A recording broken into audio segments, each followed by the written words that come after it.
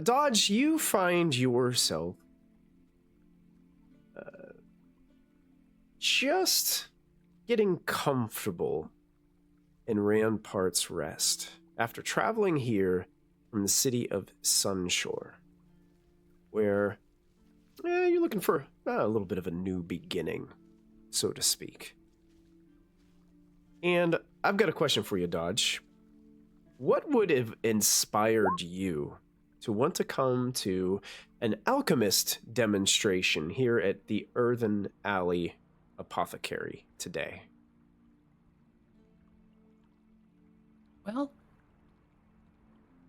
there's not much going on today. It's kind of cloudy.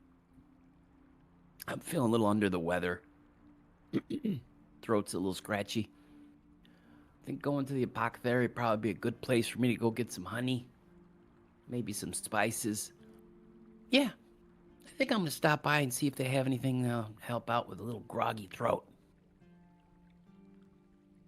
Excellent.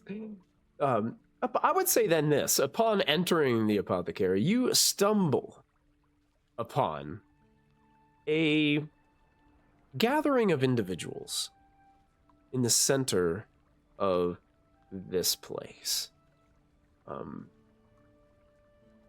You can see maybe looks like a bunch of excited students gathered around this small round table of interesting oddities and potion bottles and equipment with that's heating various ingredients, and you can see bubbling liquids within those bottles. And there's a gnome standing behind some of the implements and like picking up some of the bottles and like shaking them. This one seems about right. And hey, thank you so much for the subscription. Hey, Dogs for Life, appreciate that. You can see this individual like shaking around these bottles and looking around. You see all these, probably what would be like 8 to 10 various age students that are like hanging around. One individual in particular is kind of standing over this gnome, who you would later find out would be Jaren, is his name. And there's a tall, slender female, dark hair, kind of standing behind Jaren. Seems like a very serious face, and doesn't look extremely excited to be there in this moment. But all the other students seem to be just in awe of what's going on. Some of them have like little notepads out and jotting down little notes with quills and stuff as this individual is excitedly mixing different concoctions together, shaking ingredients. Oh, this is exactly how I intended this to go. This looks great. Oh, what about this? Some whispering bay leaf. This is the key ingredient now here. Listen up. This is the key ingredient. We got to make sure that we just put it in this little wooden bowl right here, and we take this thing. I don't really know the name of it. I just call it a masher, and we just go like this, and he starts like mashing it and like crunching it down inside this like wooden bowl, and he's like, "Would you just take a little pinch of it?" And then we just do this. We just sprinkle just a little bit into here, and he puts a like cork on the top of it, and he starts to shake it furiously. Back and forth. Dodge, what exactly is Dodge thinking, feeling at this moment, coming into this situation? Well, it's kind of hard for me to see with all these people around, so I'm just going to do my thing and sneak around and get up on the table a little bit and get a little bit closer to see what's in that bottle, because it looks pretty interesting. Is it fizzy? It looks fizzy. I kind of like fizzy stuff. There's a lot of fizzy bottles on this table right now. Fizzy bottles. Yep, fizzy bottles. Lots of them. You hear the woman say something over your shoulder, Dodge. Aren't you curious? Huh? A little bit. Hi, my name's Dodge. Dodge? What's your... I'm Wendy. Hi, Wendy. He holds his hand out.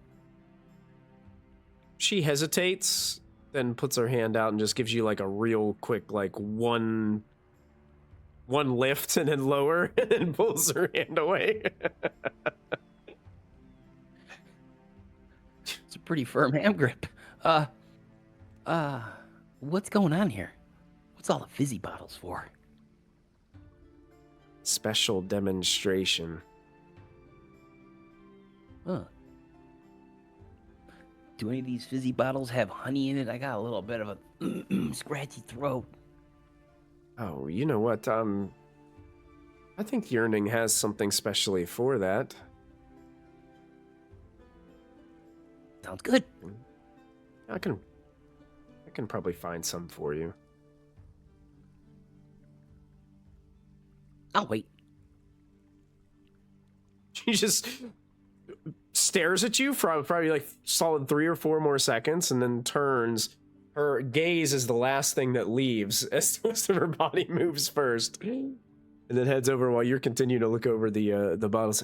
And then you can hear Jaren, the gnome. It's like, oh, that should do it.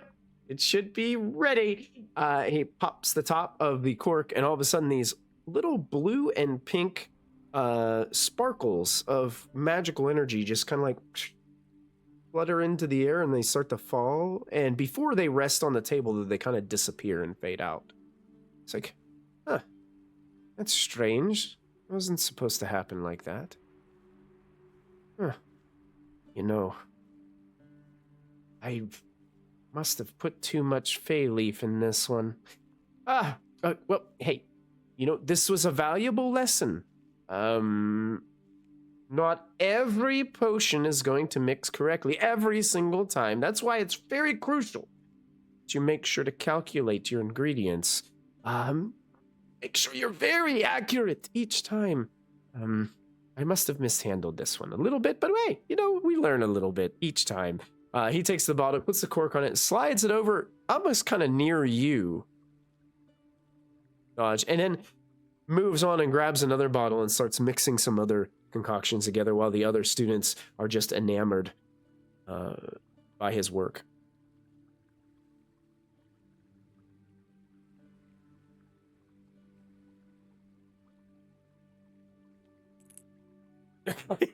You picking it up?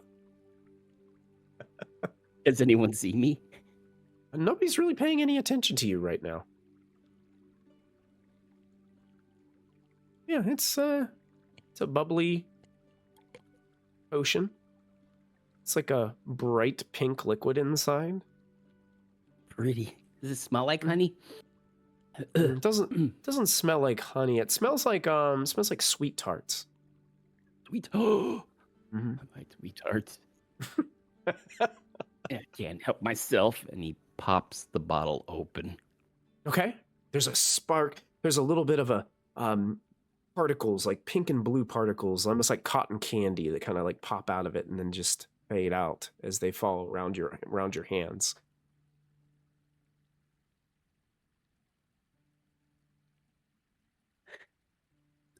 What does it smell like? Smells delicious.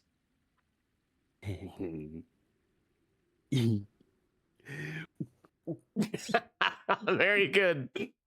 As your it kind of tastes like sweet tarts too. As you're chugging it down. It does leave a little bit of a chalky residue though, as you're drinking it. So it's like, yeah, it's like one of those things where you're like strange aftertaste maybe. And you feel a little like there was you just had this like immense influx of sugar just hit your system. So you feel a little jittery. Yeah. Yeah. And you then start to feel like your tummy starts to rumble a bit. Oh, uh-oh. You feel a little gurgle from down below. Oh. At that time, Wendy comes up and says, she stops and puts her hand kind of like on your shoulder, and she has this like little bottle of something. And it's like, you didn't just drink that, did you? Drink what? What? Drink what? I really wouldn't trust anything he does. Hold on a second. I gotta sneeze, I think. She backs up and holds her arms out like this, and as you sneeze, a bunch of these pink and blue fluttering butterflies start flying in the air around, flapping, and they're leaving these little trails of pink and blue sparkles as they start to fly around this whole table. And all the students just like, you hear some of them like gasp at one moment, and some are like, "Ooh, how pretty!" And Jaren himself, like, all of a sudden looks over and says, "What is this? What happened?" And I sneeze right in his face. Oh, and more butterflies go like flying everywhere, just spinning around the individuals at this table. You hear Wendy just busting out laughing over in the corner. It's strange because it sounds like somebody who doesn't laugh often. So it sounds like she has a genuine laugh, but it's like it almost sounds a little evil. The way it's projected, it sounds a little weird. He never laughs like that. Jaren, after this happens, Jaren's like, "Oh, so I am so sorry." And he grabs the bottle from you. It's like, this needs more testing. I'm sorry, we cannot. And he puts the cork on it and he takes it. You see him disappear into a side workshop that he has beneath some beaded, like a beaded curtain that he takes back, and you hear some clanking of glass, and then he emerges back out. It's like, "Oh, what am I going to do about this?" And you can see that the butterflies are still like all flying around the room, and with every sneeze, they don't seem to disappear. Like they're just...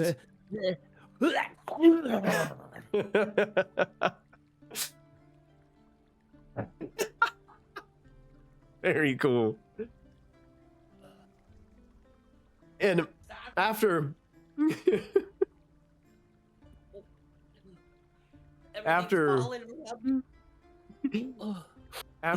a few moments of this, it seems that some of the demonstrations start to come to a close as Jaren starts to put some of his materials away, being very unsuccessful in his ability to be able to teach these students. They were super excited, but you can tell like this person is a really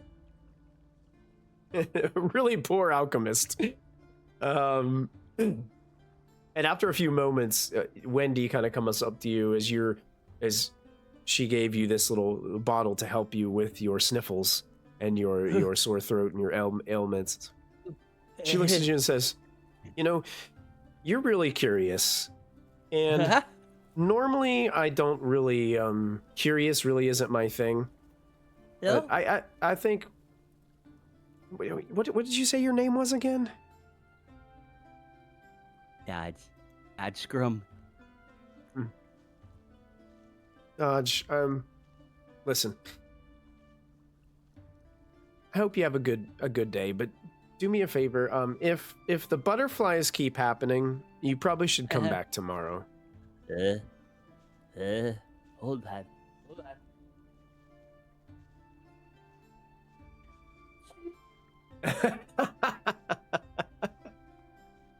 With as more butterflies seem to be expelled from your body, you see Dodge, like the silhouette of Dodge moving his way down the street with all of these pink and blue butterflies that seem to just flutter and follow behind him. And with every sneeze, more just like filling the town of Rampart's Rest. And I light all the street lights all the way. there you go. Yeah, they just have with glowing pink and blue butterfly energy. It's you're purposely sneezing on things to light them up.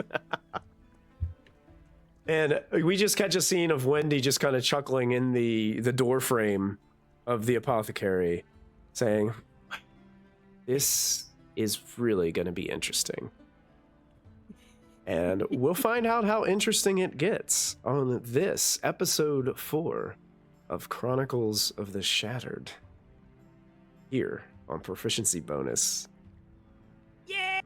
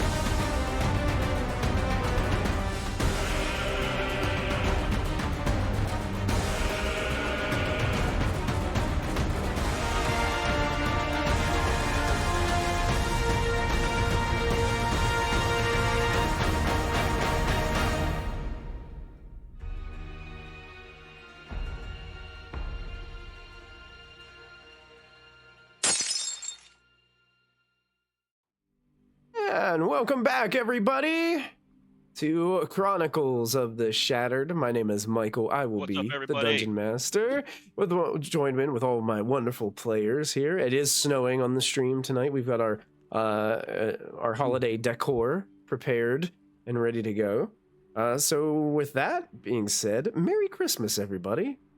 Yeah! Yeah, that's happy right. Merry Christmas, happy holidays. It's good to see everybody in chat. Thank you guys so much for joining us tonight for this, our special holiday episode of Chronicles of the Shattered. I do want to do a couple of announcements really quick. First of all, I do want to apologize for last week here on Chronicles. My mic was doing some crazy things and was cutting off a lot of my phrases. So I apologize for our dip in quality. And I've got things fixed. It was an issue that I had with my voice mod. I was able to fix the problem, so we shouldn't have that problem again. And if you were watching on YouTube, that's the part where it's probably going to be most affected. Hopefully that you're able to still glean enough of the story from last time to be able to know exactly where our heroes are, which I'm sure you will, because their mics all worked fine. It was mine not cooperating, so I do apologize for that. And I do want to say that we are going to be off next week for the holidays, December 29th. We will not have a Chronicles of the Shattered stream, but we will be back on Monday, January 5th at 7 p.m. Eastern Time, so make plans to join us there. We do have one more stream before the holidays. Tomorrow night, we have the Alien RPG Frontier Fortune crew will be back tomorrow at 8 p.m. Eastern, so make sure you tune in for that. And our Friday stream will be off for the next 2 weeks due to the fact that they kind of land on both holidays of Christmas and New Year's as we move forward. So just keep that on your agenda, on your calendar, just so you guys all know. Just wanted to make sure I got that out of the way before we get started. Does anybody else have any announcements or anything they'd like to say before we go ahead and dive back in? I know a lot of us have been... Yeah, we survived too. I know a lot of us have hit them in chat already, but I want to give a shout out to Sparkles Man, who's been in there, Get Off McCloud, Silly Shadow, Vol Pirates out there. We're seeing you guys in this evening. Welcome. Howdy. I like how you said that. Vol Pirate's out there. Vol Pirate is like always out there. He's like lurking in the shadows. You just never know Always where Vol Pirate is. He's always watching. He's from somewhere. Is Vol Pirate Santa? Vol Pirate is the game master of Alien RPG, so be careful. He is the game He's mother. a xenomorph. He is just waiting behind you, and eventually there's a smaller Vol Pirate head that pops out of his mouth and kills you. That's right. Oh yeah, welcome in everybody. We're so glad that you're here. We are going to pick things up where our party is arriving back at Rampart's Rest from their journey to the graveyard and the ruined sanctuary that they visited. I do want to say this before you guys get back. When you guys backtracked and started, I would assume that you guys would do whatever you could to, maybe avoid going back the graveyard way. When you guys left there originally, you saw there were still some folks rising from their graves and wandering around. I will say this, though. You're avoiding it, but you're still close enough to see it. And when you were close enough to see it, there's no movement whatsoever anymore from the graveyard. Maybe we solved the problem. What's our friend doing? Just following with you guys. I believe wearing one of Reyna's cloaks over his wings. Over his wings. I'm keeping my arm or my hand looped through him, kind of as a reassurance, but also if he starts going crazy, I'm zapping him. Okay, got it. Yeah, just seems to be calmly walking. Really only speaks when spoken to, kind of deal. Just keep him to himself. And you guys continue to walk. Most of the evening, you can see as you're getting into Rampart's Rest, the glow of the sky is starting to light. His first light is starting to take place here. And you guys enter back into Rampart's Rest. It's the top of the morning. Good morning to you. And to you. And to you, my dear. You're speaking Harruk's language. Aye. It's a wee bit of a day, isn't it? We've had a... It's still early morning, right? It's still early morning, right? Yeah, it'd be very early. Yeah, very early morning. But not busy. I'm getting a lot of double from the microphones. You're working on it. All right. But it's not super busy, right? On the streets as we're walking with him. Not super busy. It just seems like the early risers are the ones that are out and about, and nothing to see here. Just keep walking. Yeah. That's right. Yeah. Yeah, I guess that would be my question to you guys. Are you just walking confidently right towards the temple? Nothing to see here. If you look like you know what you're doing, no one bothers you. Yeah, that's right. Walking with purpose. Okay. Yeah, so the Temple of Morvek is actually kind of in the noble district of town. It's on a plateau in the southeastern side of Rampart's Rest. So you guys would have come into town kind of on the northeastern way, and walked past the peddler's table over here, and then across the bridge past the Pink Pony Tavern, and then there's these steps that lead up to the top of this noble district on top of this plateau. As you guys are walking up there, you can see that there are several groups of, it's like men and women and the occasional elf, and it looks like they are carrying lumber and kind of piling it and stacking it in various places kind of around the outskirts of this noble district. Knowing the Temple of Morvek, Silvyr, you would know that the Temple of Morvek, this building right here on the corner of this little street here, would be your destination. And leading up to it, the Temple of Morvek is one of the more towering structures of this town.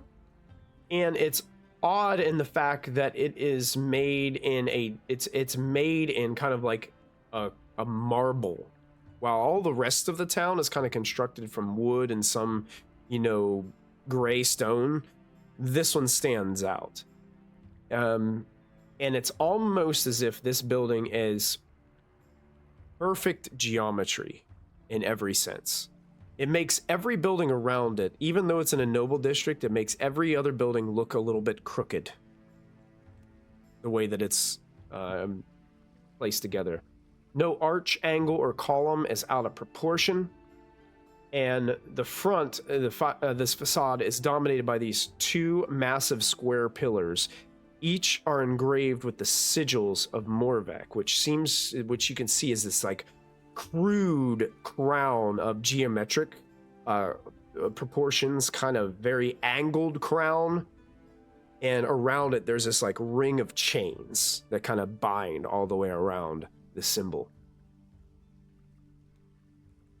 There are these lanterns of blue flame that seem to be placed within these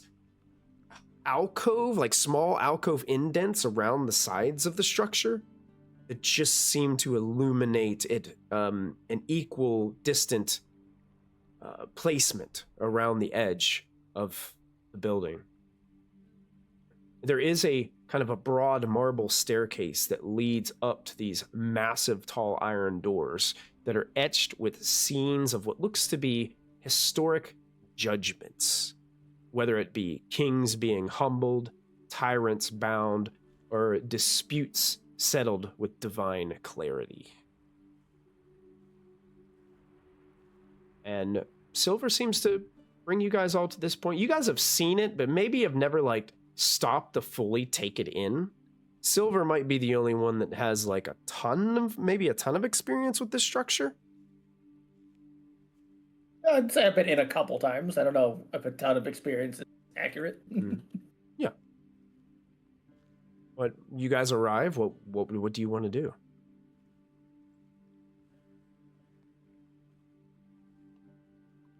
So speaking up the rear. Not at all Not to bring in blood too this much. location.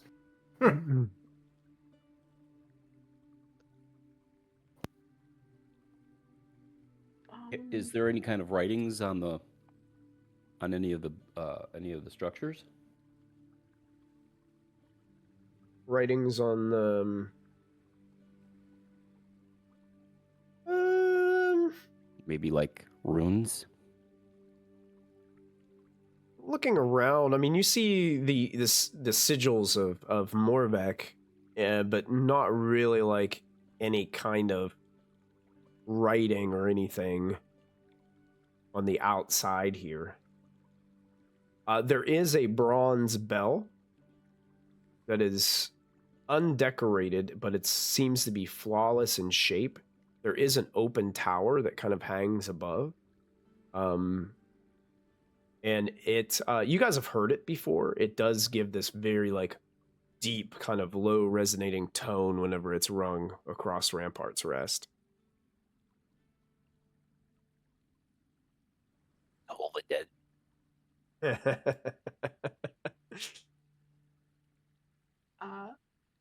I look at Silvyr as we're heading in, and I'm assuming he's like leading us in. I guess we need your friend as quickly as possible so we can get him tucked away. I think he'll make it a priority. Okay. I don't know who we're looking for. It's a Dragonborn fellow. You'll see him. I know the feeling. And Reyna looks for the only other random person in Rampart's Rest. As we're getting closer and closer to the minorities here. That's right. Approaching these massive doors. You would know, Silvyr, like a temple like this, most of the time, the doors are not locked. For a temple such as this. It's still quite early, though. They might be. But it is early.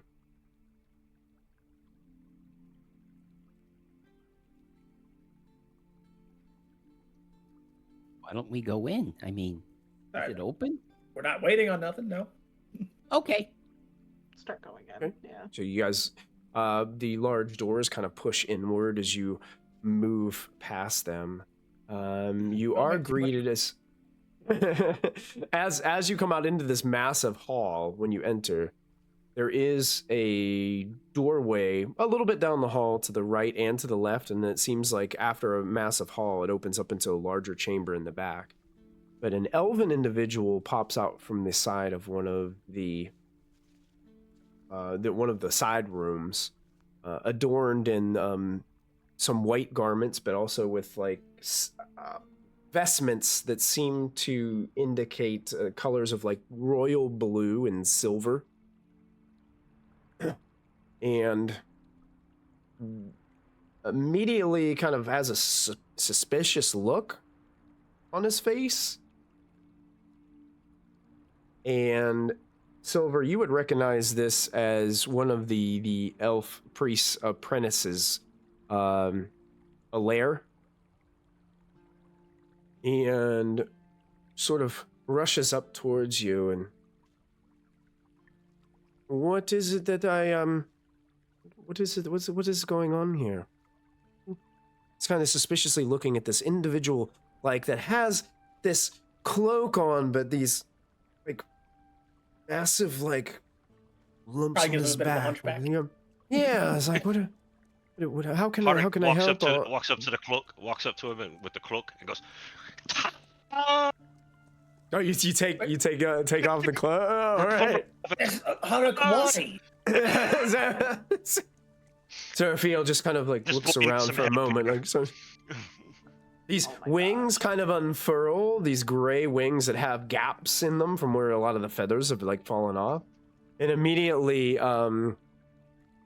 the apprentice, Alair, just kind of gasps. What is this?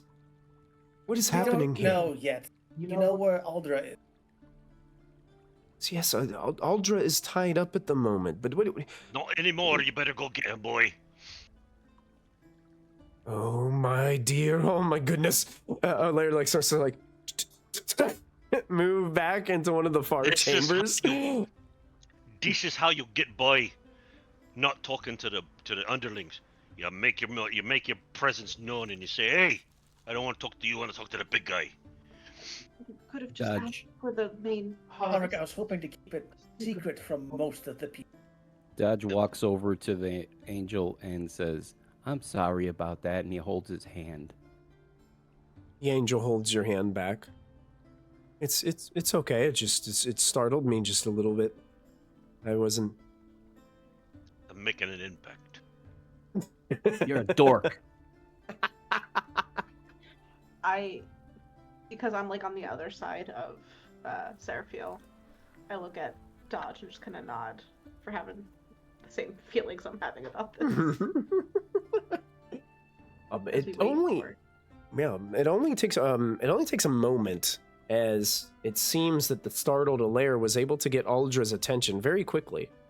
As you see, there is a bronze dragonborn starts moving quickly with this lanky, tall elf individual.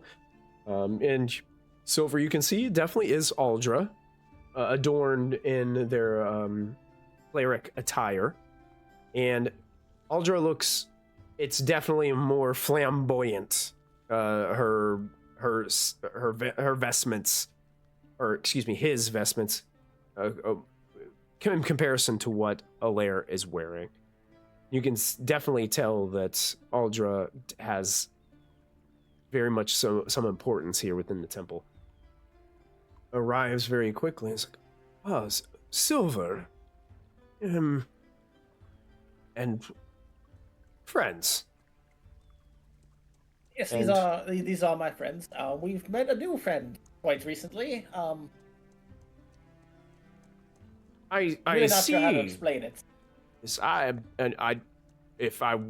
if I weren't seeing it, I probably wouldn't believe it. But I am seeing it, and this is quite a marvel.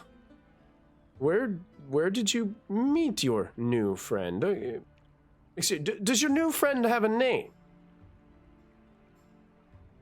This is Sepheriel. Sepheriel kind of just reluctantly bobs his head towards Aldra. Sarah, were you going to say something as well?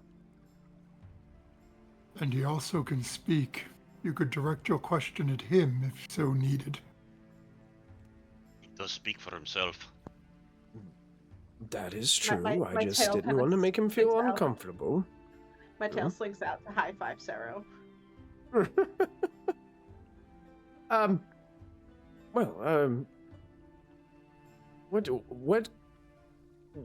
What is the meaning of this? Like, what can we do to help? Why have you come here?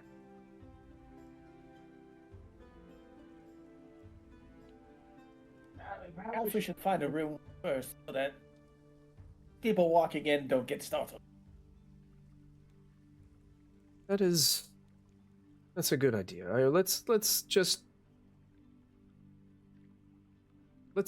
make our way to the inner sanctum. And you guys walk down this massive main hall, this rectangular main hall. And it looks like it's just a main hall that has these neatly organized shelves containing books that are very, like, perfectly organized along the shelves. They're all the same color gray. And on the spines, they all have, like, this dark, almost like looks like somebody, like, took a cattle prod, like, burnt in the symbol of Morvek into the spine of the book. They almost all look identical. And you make your way to the sanctum at the end. And you can see it opens up into a larger chamber that has these elevated steps in the back of the room. And there is what seems to be a large throne in the center of where this kind of elevated dais area is. It's not ornate at all. Doesn't look like it's elaborately decorated, but it is kind of imposing.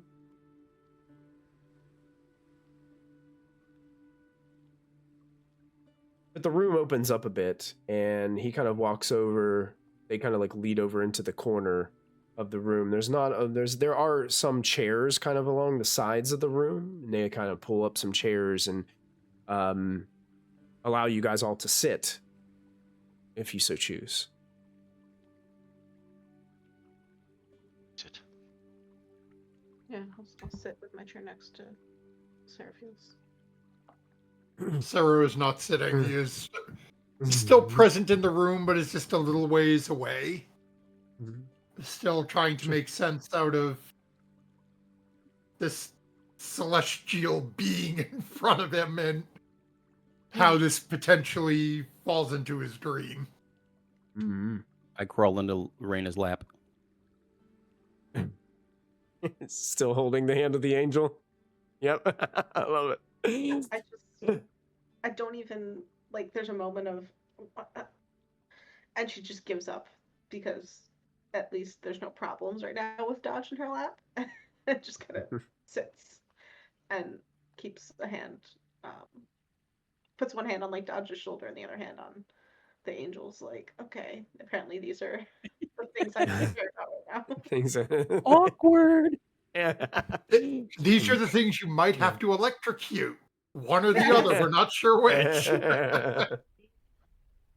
Seeing that Reina is very occupied, Rose is kind of linger back to, like, still within her kind of like peripheral vision, but like letting Reina know, like, you got your hands full, I got your back, and just kind of like keep surveying the room. But Seraphiel ends up talking first as everybody starts to get comfortable here. I am sorry that I'm causing such a... I don't want to be a burden. I didn't mean for this to happen. I don't know... I cannot remember a lot. And Aldra kind of looks at all of you and looks to the angels like, why don't we start with what we do know? Where did you all find Seraphiel? I think it first started a couple nights ago when Sero saw a streaking ball of fire across the sky. The shooting star. Found them in the broke down church. Up the road. I was getting there. The old temple. Sorry. It's the former temple of Bethesda. Everybody's beating up around the bush. Let's just get it over with. Pull it off. I might want all the information, you know?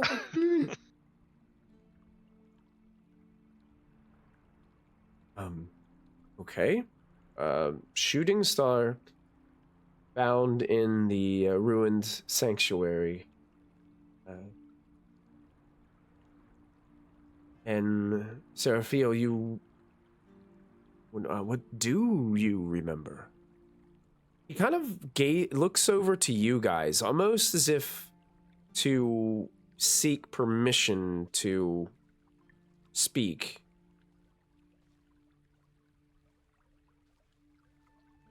Raina just nods. I'm among friends here. I am a being, an angel of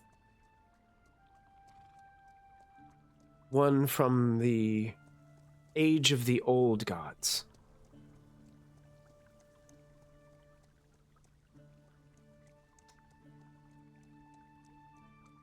I was a follower of Orithiel.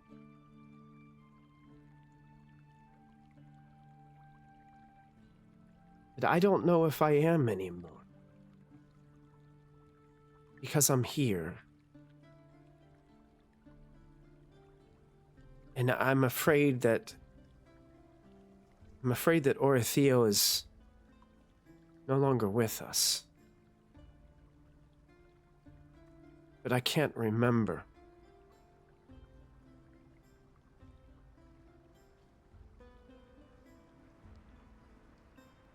And Aldra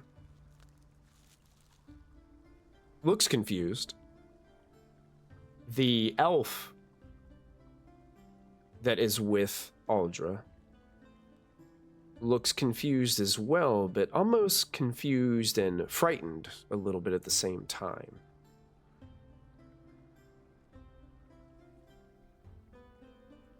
And Aldra kind of looks at all of you and says, well, this is...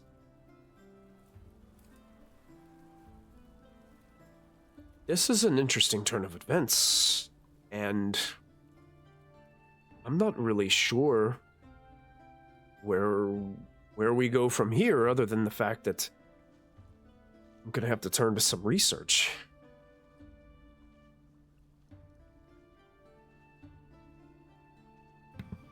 Is there anything you can do for his memory, maybe? Know too much about higher levels of... Nothing that I can do. There are others in the Order that may have something that they can attempt, but to be attempted on a celestial being such as this might not be the same as performing on somebody who just had minor memory loss, you know? Maybe they have something at the apothecary that can help. They help with my cold. I'm feeling a lot better. This is probably a little more complicated than a cold, but...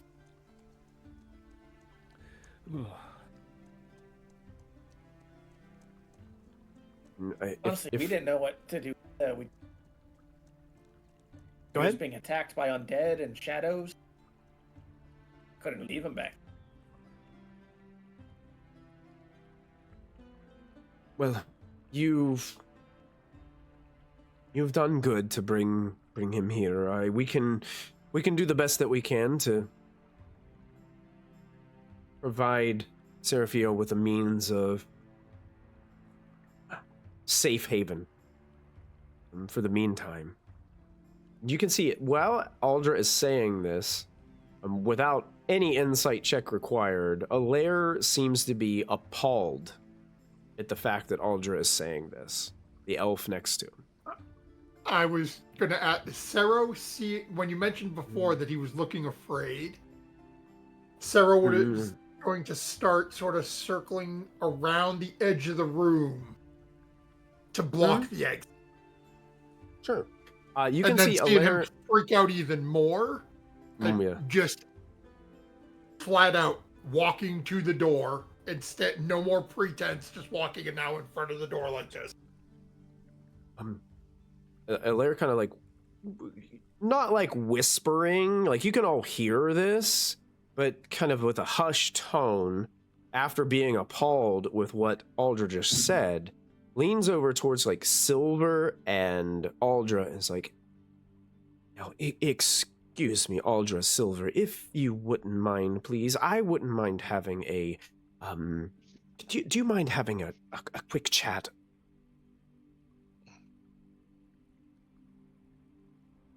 He's like gesturing to the other side of the room.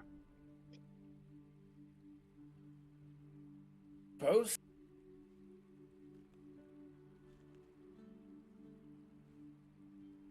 Hey, Aldra's just like, fine, and we'll stand up, and basically they're trying to lead Aldra and Silvyr kind of like to the opposite corner of the room where you guys will hear like muffled voices, but won't be like in central part of the conversation. Can I try to make an active perception check from where I'm standing just to listen in? You can try. Basically, Alair leads you over there, Silvyr, with Aldra, and looks at you first, Silvyr. Are you out of your mind? Bringing this individual here? Into Rampart's Rest? How do you know it is what it says it is? How do you know it isn't something else? Aldra, you gotta be... He looks very frustrated. At the very...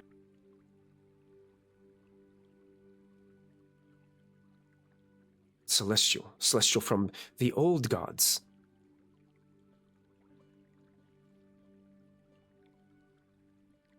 The ones that have fallen. I don't see why we would treat him different than anyone else that needs our help. I don't like it. I don't trust it. Aldra kind of like... What you do, yeah. Aldra's kind of like in between you, just trying to calm you both down. Like, at this point, it's like... Listen, Alair, we have to keep a steady head on this. There's a lot of information here we don't know. And he like snaps back, and that's exactly why it doesn't need to stay here. We do not need to house this being. Did he just call him an it? He willingly surrendered his sword to us and even healed our wound for the battle.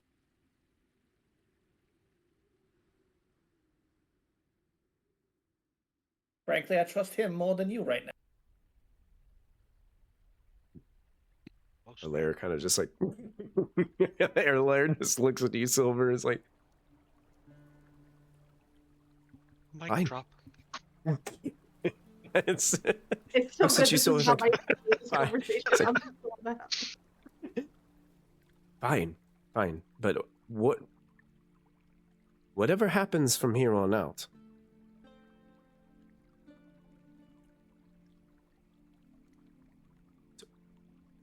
let's just say, don't say I didn't warn you. And he kind of like stomps away. And I would say with a perception 26, you heard all of that conversation, Sero. Wonderful. Uh-oh. And Alair looks like he's stomping away towards where you're standing, Sero. Like he's going to pass by you because he's like done with this whole conversation, doesn't want to be any part of this group anymore, and is trying to move back into that kind of like that room where you guys originally saw him exit out of. He like walks towards where you're blocking the opening. As he goes to walk past, just barely giving him enough space to get by.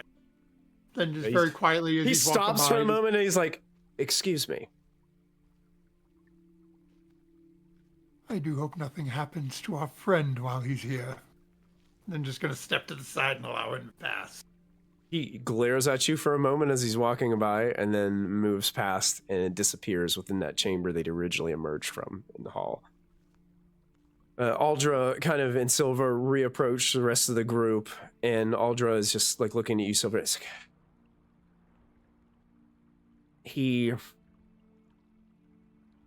he holds on to a lot, but he's very talented. I still He's think got he knows more than he's telling. He's merely an apprentice. He's a sponge. He'll come around. He'll pick up the ways very quickly.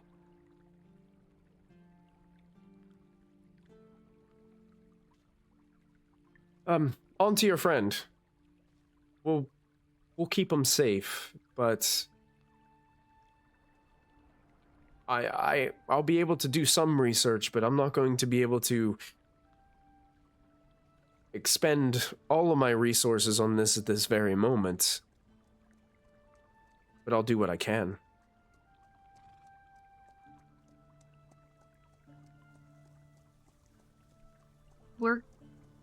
Since we're not staying here, if we see any books on our travels, is there anything you want us to keep an eye out for? That might help your research? In regards of this, we need we're going to need some long lost information is what we're going to need. Stuff that's been buried for hundreds of years. You'd be surprised what I can find. The Dragonborn chuckles a little bit. Well then, by all means, whatever you can scrounge up, don't hesitate to bring it here. I'll do all that I can to help you read it, comprehend it, translate it if needed. What of the library? Or was there a restricted section there we could access now? The library here at Rampart's Rest may have some things, but it will probably be limited as it was mainly used for educational purposes for magic users. As far as divine history, I don't know how much of that you'll find in that particular library. We might be able to find somebody who can help us on that search.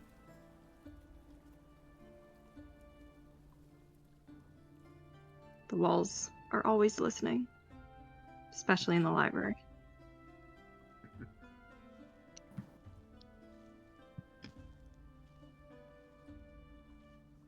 No.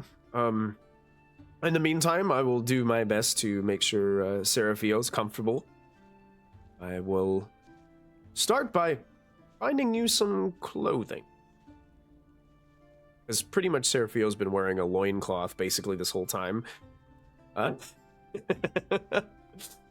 Well, he used to be wearing a cloak until someone turned him into a flasher. Sorry. Hey, Mr. Cleric! He's not an animal, he's an angel.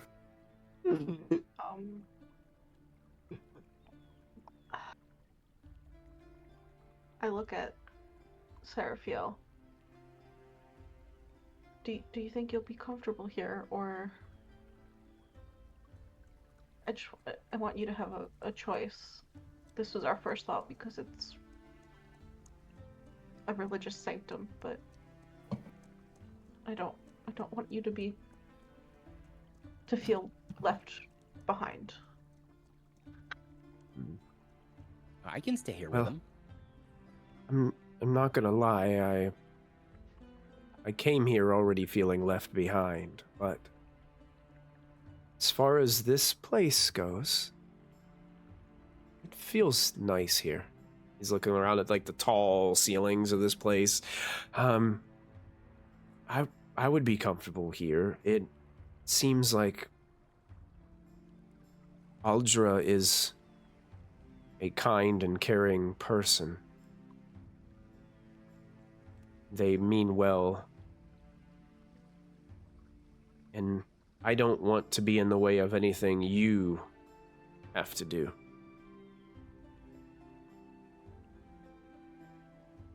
I mean, I don't know if we really have things to do, but I just... This is problematic and must be dealt with. We'll check in on you. It's not like we're going far right away, so just wanted to get you somewhere safe. But I don't want to leave him by himself.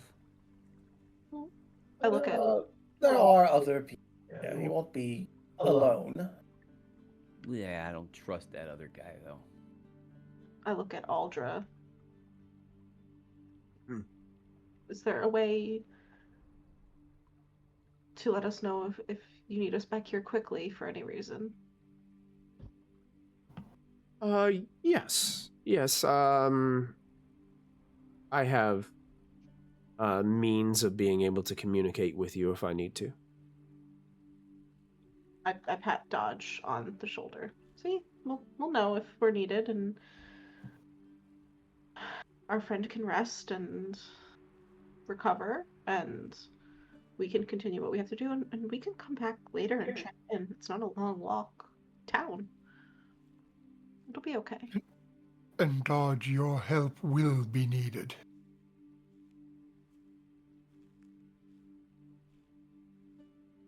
Okay. Just as long as he's gonna be safe. I don't want anyone messing with my friend. I'll see you later, Seraphim. Okay? He kind of pats you because he's like, how tall are you? You're only like 2.5 feet, 3 feet. Yeah, itty bitty. I don't think you make his knee. Yeah, you probably don't much. even make the guy's knee. He's a 7 foot tall, massive. Yeah, I'm a toddler. He kind of like bends down and pats your head a few times. I am Sort of like when I met Michael. Yeah. There's pictures on the internet to prove it.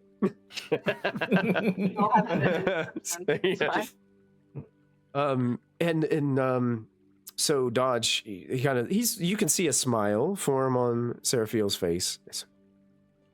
You called me friend.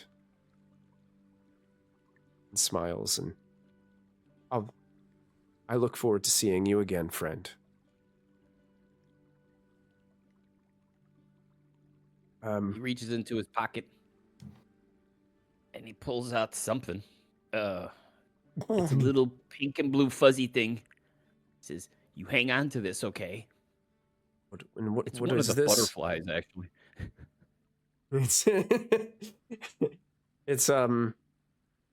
It's probably just like leftover like magical residue that is like, imagine like if you made a butterfly out of like paper and then you put it in your pocket for a few days and then you got it back out.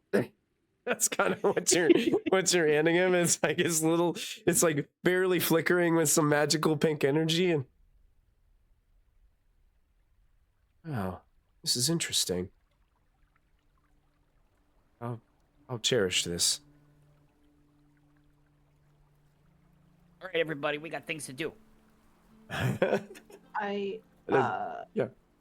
My day is actually booked, so I do, in fact, have things to do. Yeah, Silvyr has a date with the fancy people. Ooh, fancy. I look to Sero. I guess we're all kind of like shuffling and kind of getting ready to leave and let them get clothed and rested and everything. Right. And I just quietly say to Sero, "You have his blade, correct?" Thank you. Yes, I'm planning on spending some time with it when we rest. Okay. Okay. I just wanted to make sure I knew where it was. If we see that elf, though, keep me in check, please. Be careful around that one. Yes. Are you guys saying that to Sepheriel? Is that what? I think it's like a group convo. Oh, yeah. as we're- Oh, yeah. She's included. Yeah. Sepheriel just kind of like responds. He's like, oftentimes, fear is a response of what people are unsure of or don't know.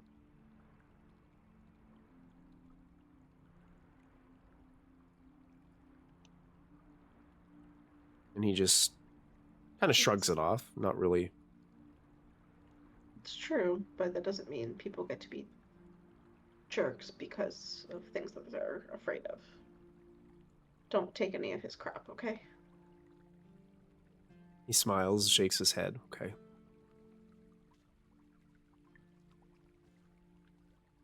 I just want to thank you all once again for helping me.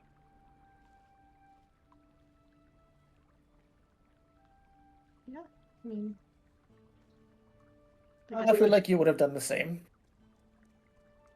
if you weren't terrified and confused and fighting things, yeah.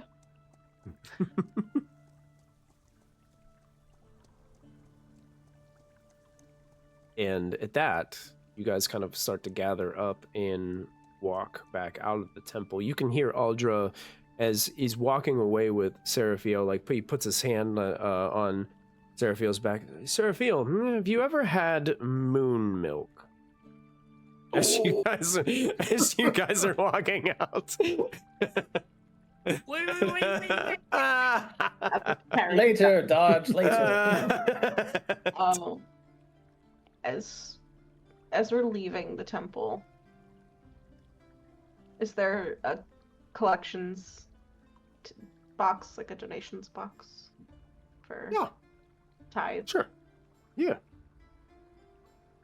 Because they're taking care of our friend, I'll put some coin in.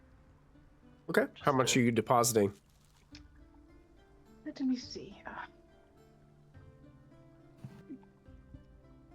It's an angel. This is a weird situation. I'll drop a gold. 1 gold? Okay. Just because I don't know what the proper protocol is here, but I know that exists. So I'm just dropping Okay. a gold. Yeah, sure. You gotta drop 2 more. Dropping in a tithe. And then go Dodge. I drop a gold in 2. Oh, Dodge adds a gold to it. Just trying to balance the scales a bit. Do we see that annoying elf anywhere? You don't see him. You can hear him talking, but he's in a different chamber. There wasn't any doors on like that area that he disappeared to, so you can just hear voices kind of resonating out. I look at Rose, who is my conscience, and I choose not to be a problem right now. I almost be a problem. But... Yes, maybe don't cause mischief in the temple. Rose sees Raina's restraint and she just kind of thumbs up like, good job. And Nox just starts wagging his tail a little bit. He's like, it's okay. It's okay. We got this. We made it a whole 10 minutes in here without some disaster happening. Yes. Exactly. Exercising restraint. Sure. So leaving the temple, you guys are out in the streets here of the noble district. Where would you guys be heading off to next? Quick question on our way out. Is that tithe box, is it like a plate or is it like a box with a little coin slot on the top of it? It's more like a box with a coin slot in the top of it. Okay. there is like this decorative like oh gosh, the name of it it's the hammer that the judge uses. Gavel. Is it gavel? Yeah, there's like a it's not like one that you can actually take off. It's just there for decorative purposes. But there's like a gavel on top of the box, you know, just to remind you what it's being donated for and things like that. Okay. Sarah, as we were all leaving, and Sarah watched a couple of them put the coin in. Anyone I'd say with a passive perception of 15 or lower probably noticed Sarah being like, it's like, Sarah's not a big fan of Morvek. I'm not a tither. Sarah's been uncomfortable ever since, like, even before walking up the steps of this place. It's like, I know where we're going. This guy's the judge. He locks you up. He's the law, man. We don't trust the law. Gotta be able to play a little over here, a little over there. Keep things in the middle. He's been at the wine again. My favorite note so far, Sarah side eyes the tithing box. Sero strongly considered casting Create Water and flooding the tithing box just to make it harder for whoever's got to go collect the money. But then everyone's like, I'm not being a problem. And I'm like, Sero's a responsible one. I feel like we'll have chances to be problematic. I have no doubt. Put the alarm spell on it. Yeah. Yeah. At this point in time, you guys do have a little bit of downtime. It's up to you guys. We can have you guys go do some things individually as a group. We can skip some time forward to something else. I think the next appointment that was really the next thing we were going to hit upon was Silvyr had to meet with the fancy folks. What time was that meeting for? I don't know if we ever said one. Unspecified, I believe, but it was just really showing them around the town. I'm sure they won't mind if a couple of you wanted to follow along. Time of day is it again? Are we still in the early morning? Oh yeah. Yeah, you guys, this probably took no longer than an hour. All right. So Harruk wants to go to the collapsed building and begin my investigations there. Okay. But I'd like to ask Rose if she'd like to join me and maybe aid in finding out if this acid has been created naturally or it was dropped there by someone. Be happy to join you on that investigation.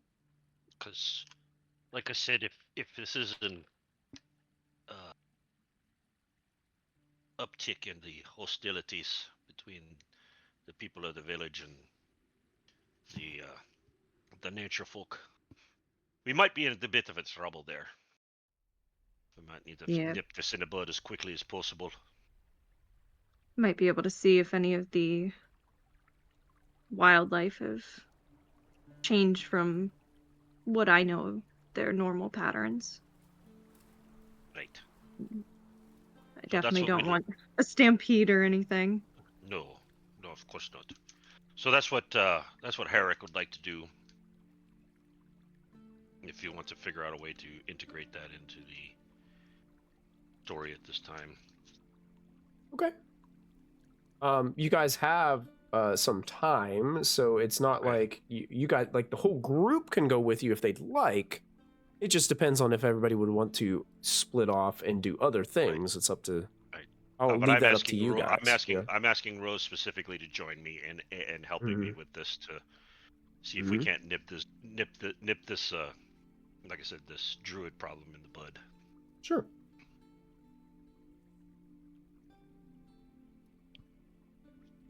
Sero's intent for asking for Dodge's help was for aid getting into the library.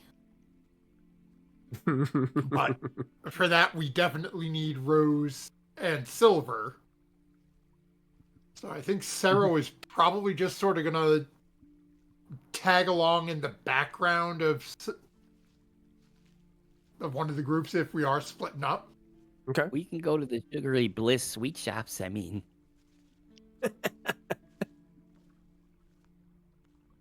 It'll probably be one of our stops on the tour. ooh, I like it.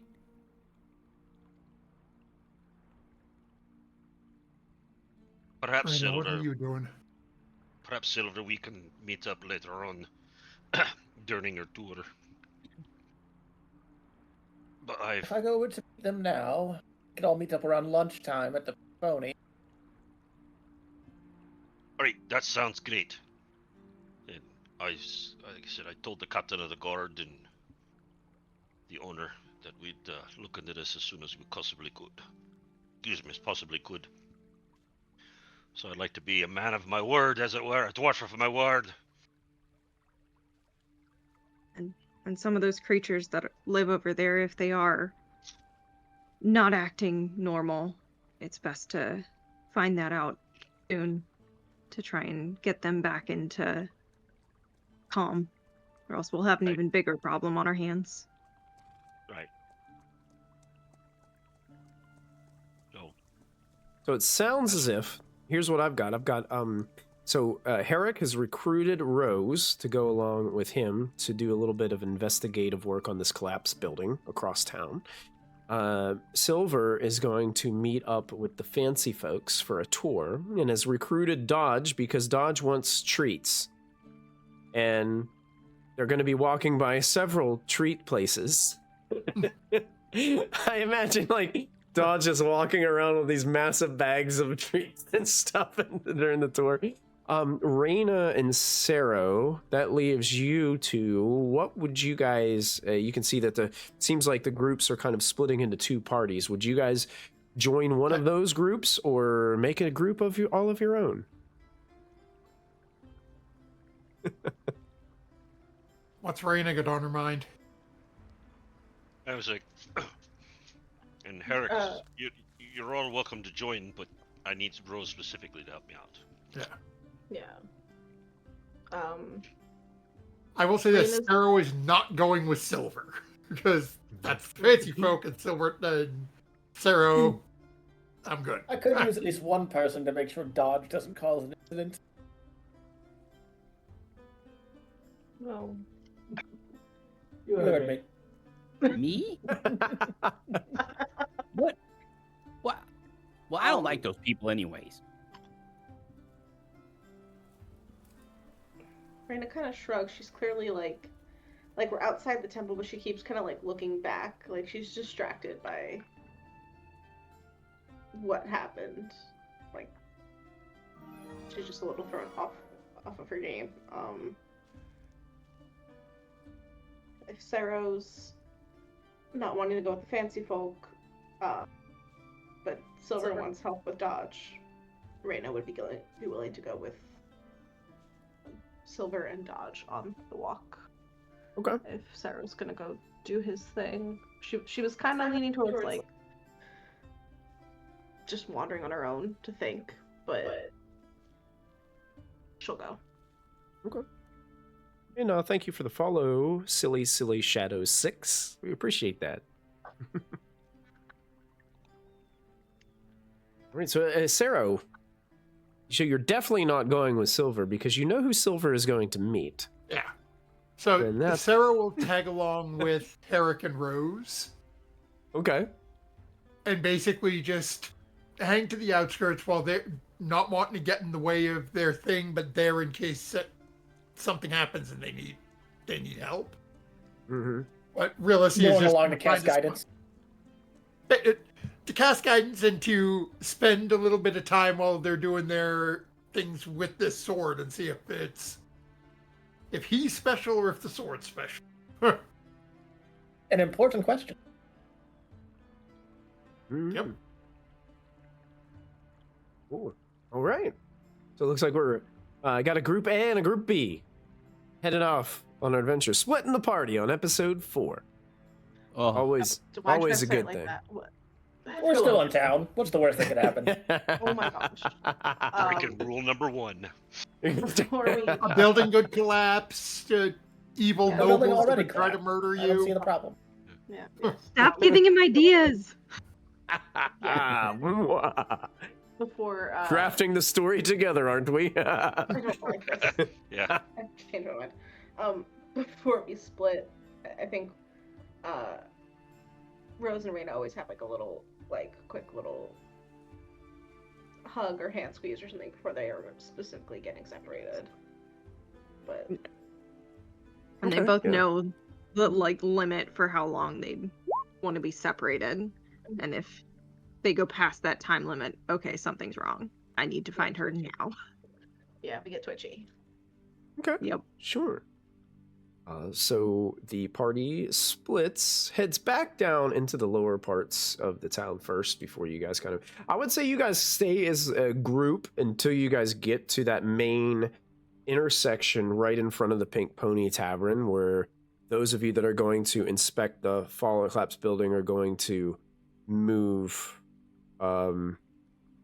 across the bridge. I think I can't remember for sure if we said they were going to meet you at the Pink Pony, but I'm just going to assume that that's probably where they would meet you because that was the last place that they talked to you, Silvyr. I don't know if we specified a meeting location or not, no. But I do know they So- were staying at the Flying Pelican. Right, yeah, okay. We'll just say that they were going to probably meet you at the Pink Pony Tavern, just kind of on the porch or whatever. And at that point, that's where you guys kind of split off. And before you guys split, though, that's one of like the busier intersections in town because there's one of the few bridge crossings there. And you guys do notice there is a female halfling on the corner, and she has a sign, and she's holding the sign up in the top of the corner, and she is just yelling angrily. My daddy. Yeah, she is picketing on the corner of this street and yelling things like, "We students have the right to learn. We are not a danger to anyone. Magical knowledge helps us all." And then the sign says, "Reopen the Lyceum" on it. And you guys do recognize this individual as Noelle Harpspin. She was a student of the former Arcanum Lyceum, and is very, very upset about them closing the doors, and has been very vocal about it. When we see her, my energy of wanting to be a pain in the butt earlier comes roaring back to the surface. And I use thaumaturgy and I expand her shouts. Oh, making it even louder? Demanding to reopen the Lyceum. And, we're not like, I repeat her thing and I just make it boom. Oh, okay. In multiple Okay, yeah. voices. Yeah, it almost sounds like Just wink at her. her multiple of these voices echoing, bouncing off the buildings. It's echoing in the structures and everything. And there are, you can tell, like a couple people walking around. Hey, thank you so much for the subscription. Anonymous gifter gave a silly shadow a tier 1 sub. Awesome. Thank you guys. Yeah, as this is taking place, you can hear like several people like that look like maybe they were possibly former students. Like, "You open the Lyceum!" And it's like there's just a bunch of people like shouting on the street corner now, and you can see a little bit of a grin on Noelle's face as this is all taking place. Her voice is being heard, and it's being echoed within the streets. Did you say she was holding a sign? Yeah, she's picketing. After knowing what Raina had done, can Rose use Mage Hand to take the sign and just like throw it up in the air as high as she can? You can, sure. Noah's a little bit surprised by this, as all of a sudden this glimmering hand like grabs it and starts lifting it up and like just floating it around. maybe like eventually like dipping it down in front of a few bystanders' faces as they move by. One was like, yeah, I get it. Reopen the Lyceum. I get it. I know. I've heard it. And maybe using magic. Sorry. Maybe using magic to cause a nuisance isn't the best way to support the protest. But it sure is fun. Right, but it's not making other people think them learning magic is a good idea. Nobody taught me this. It's fine. But it is putting it in front of their attention where they might have been oblivious beforehand. And we're not hurting anybody. We're just being a little silly. And everybody could use a good laugh here and there. You hear you hear in the background Noelle say like, claiming that I could be a danger to the populace. Nonsense is this.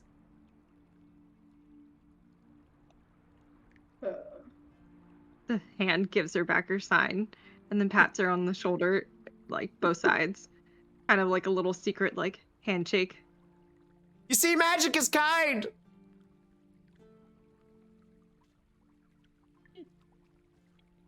Magic is kind. So kind. Fireball. 6th level. That is an efficient way to cook dinner. Quickly, for a large crowd. Yes. I didn't ask how big the room was. That's right. Correct. And Harruk is leading Rose and Sero to a collapsed building across the river. Not too far away from it's pretty much right across the river from the Pink Pony Tavern. And you clearly see approaching, there's the collapsed building right there, very close to Flint and Sparks. What do you guys do? Okay, the gentleman who owns the warehouse, that guy's name was Darren, right? Darren, yeah, that sounds familiar. But there's no one here currently. You don't see Darren. Well, I didn't exactly tell him I'd be here today. I just told him we'd look into it and see what we could find. However, I do have permission to go on their property and take a look. So we'll just go ahead and start looking around and see if there's something we can find. Now, at each of the... Let me make sure I'm remembering correctly. The support posts on the building were the ones that were eaten away by the acid. Is that correct? Yeah, from what you could tell from your initial investigation, scan, right? Yeah, there seemed to be extensive acid damage. Right. So it seems the support pillars were the ones that was attacked with the acid.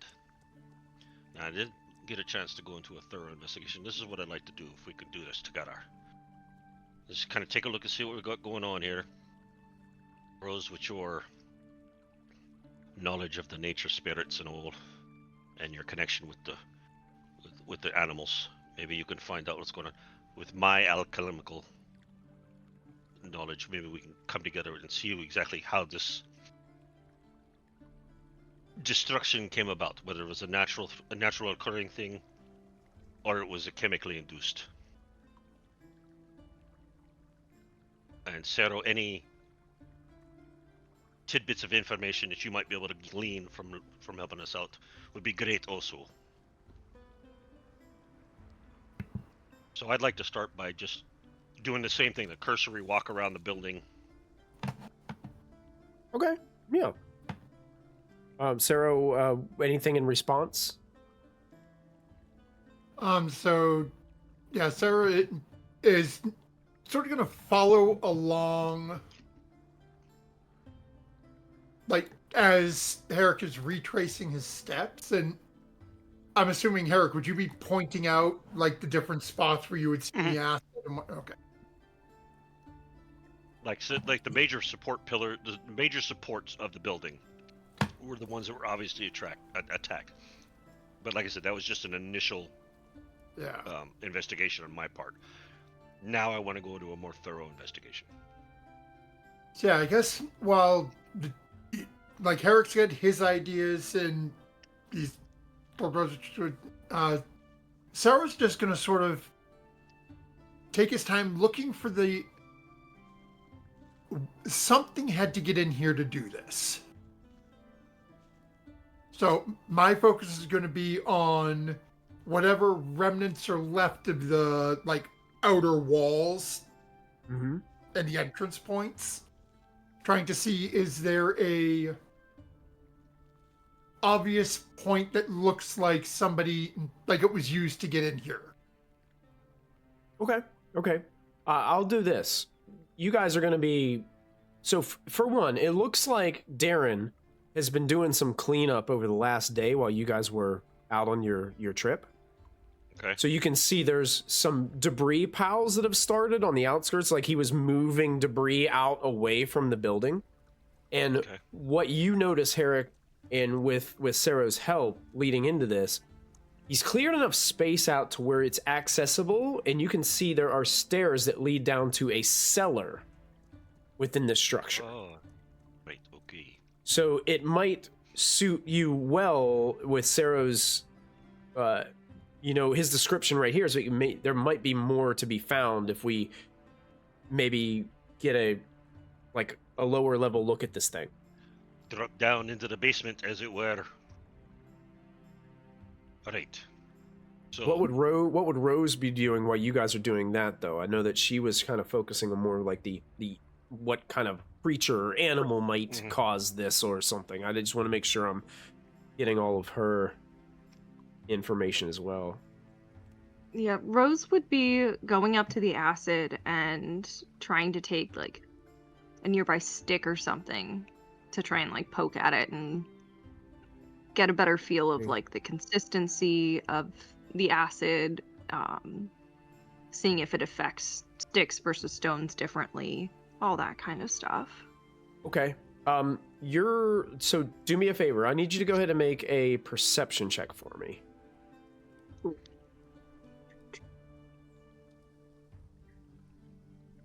Here goes nothing. Let's see if it actually rolls. 11. You're looking around. You just see evidence of acid damage. You don't see any, like, there's nothing there, like, that you can poke or anything. It's just the potted marks on stone, the wood kind of just like broken and rotted in places. You don't really see any evidence of the acid itself other than the damage that it left behind. Kind of like a fire leaves ash behind, but... Exactly, yes. Not like the goop. Right, yeah, you don't see like, hey, there's a pile of acid right here. You don't see any of that. Pity it could be worth a lot on the street. Depends on whether it's a window pane or blotter. Microdot.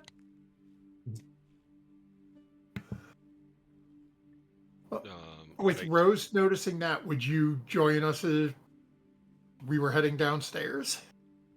Yeah.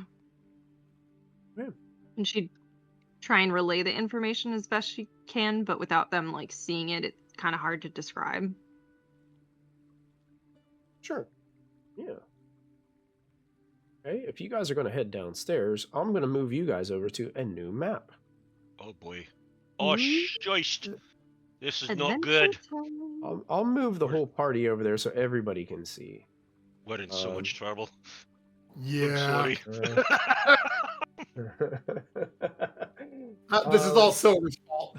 Let me see if I can find I don't know how, okay. but it's over. Eric's on the steps there. We've got Rose there. And Nox is currently out and with you, so I'll put Nox there. And Sero is right there. I'm gonna shift ping you guys. Can everybody see down here where I put you? I see a black box. You're gonna see a black box because you don't have a token on there. So I'm gonna put Reyna. Gosh, if I put Reyna here, can you see Reyna out there? I see the outer edge of the wall. I'll put Dodge there. Oh yeah, because you guys are gonna have to be in the room too. Okay. Put them on those boxes. Put them on those boxes right there. Yeah, I'll put you guys on these boxes next to the steps. Now you're not there. You're just being this is so you have visual. Can you guys see now? Mm-hmm. Yes. Okay.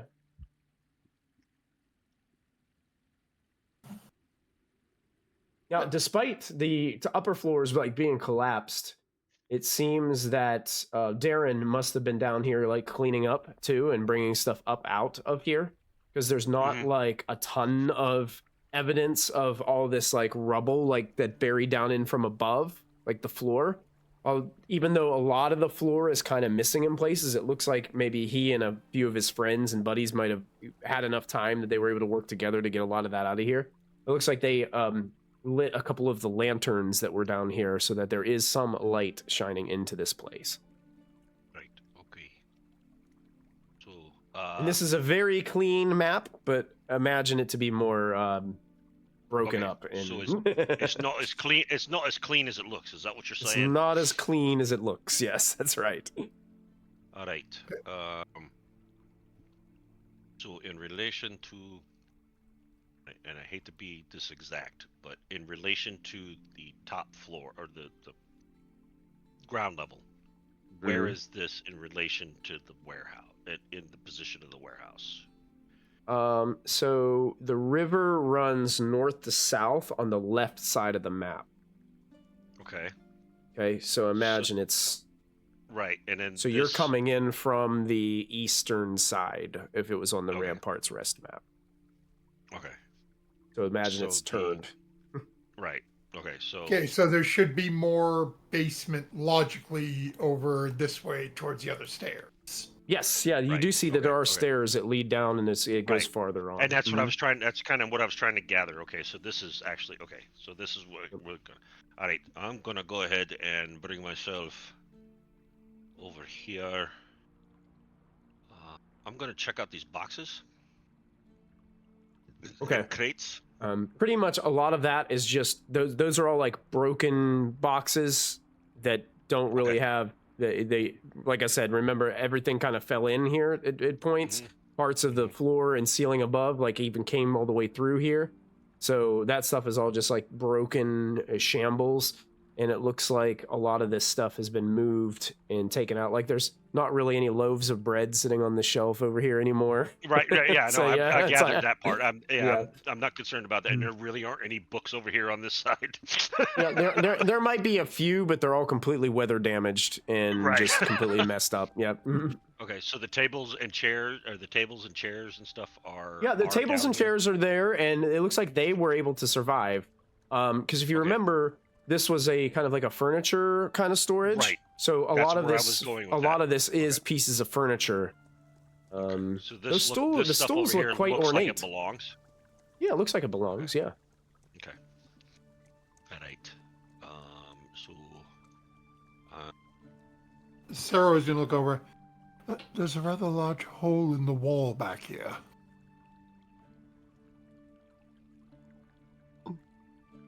Where? There's stairs that go up there. Is that what you're talking about? No. Sarah's going to walk over. Oh. Yeah. It's just like a Inside couple there. steps down. It's just like a little landing that takes you a couple steps down. Oh, right. Onto like a cobblestone floor down there. And yeah, definitely massive hole that not only goes into the wall, but it kind of slopes down a little bit. And there is a pretty awful smell coming from there. All right. Okay. Is this actually here? That's a broken, that's not actually there. It's just broken pile that's of fine. rubble. That's fine. Mhm. That's fine. Yeah. Is the smell something we've smelt before? Make a perception check for me, Rose, with advantage. And I'd like to look around the opening. Do I see any signs of acid damage? Go ahead and make a perception check as well. 16. Rose, it smells like sewage. Oi. Wait. 17. 17. So- Yes. Evidence of acid damage all around. Right. Okay. Weren't you or Reyna saying something about somebody had come into a shop somewhere, smelling of sewage? It had like would look like mud on his on his boots, but it ended up being Yeah. sewage after all. Yeah. Right. Let's make a note of that. Ugh. So Wasn't he the Tinkerer, Raina? she's not The- there. Oh, she's. She's not there. You Look- turn look around, at it's like you're so used to your Hey! sister being there, and you turn around and she's just not there. It's- Sorry. There's I'm a sorry. You secret- feel like half of you is missing right now, girl. there's a I'm secret- sorry. There's a voice that responds, yes. Off in the distance, Raina sneezes. Yeah. Somebody's talking about me. She'll look at Silvyr- Nox and she'll be like, Yeah, Silvyr and Dodge, you hear Raina respond yes to something, but you have no idea who she's responding to. It's, Uh-huh. she'll look down at Nox and be like, "Oh, Nox, what was his name? The guy. And he just like looks at her and like, she's like, "Oh, right, Jaren. That was his Jaren. name. That's his name, Jaren. Right. Gotta make sure we okay. tell Raina we might have found something about him." Right. Jaren. I'm just gonna spell it that way. I'm gonna spell it I like what won't- it does. I will say, Sero, you start to hear a skittering sound coming from that hole. Is it getting closer? From what you can tell, yes. And it's coming fast. Oh shit. I believe we should leave. Sorry. All right. I think we probably should. Yeah. Let's just. Let's go ahead and book it out of here for now. As I've got an Harruk idea says what's- that, Ah, of course it does. coming out of the darkness of this hole, you see what seems like a handful of what look to be massive screeching rats that start skittering rapidly out of this hole. And that's where we're going to leave this group on hold. And we're going to move back Perfect. over to the pink pony. I'm going to move our party ribbon for a moment. You Back. are just so bad. Back to- I love it. Back to Rampart's Rest, where we can see Dodge, Silvyr, and Raina all waiting on the front porch of the Pink Pony Tavern. And it isn't long of a wait before you see Oswald, the very fit personal guard of Avril Iscogne. And he's walking with his arm out. She has her hand kind of like resting inside on his forearm as they're walking from the direction of the Flying Pelican from the Noble District. And she is walking with that, just perfect posture, the confident posture of a noble woman who moves her way towards the porch and sees Silvyr standing there, or sitting if you were reclining on one of the pieces of furniture on the porch of the Pink Ponies. Well, it is so good to see you so prompt. Silvyr, it's good to see you. Lovely to see you as well. I wasn't quite sure if we'd agreed on a time, but I knew it was today. Well, I've got all the time in the world, so it doesn't matter. It appears that you've brought some companions with you. Oh, yes, good friends of mine. Dodge had mentioned wanting to stop by some of the pastry shops. I figured we could probably stop at a few on our way. Oh, pastries. Oswald has such a sweet tooth. I'm sure he will enjoy that as well.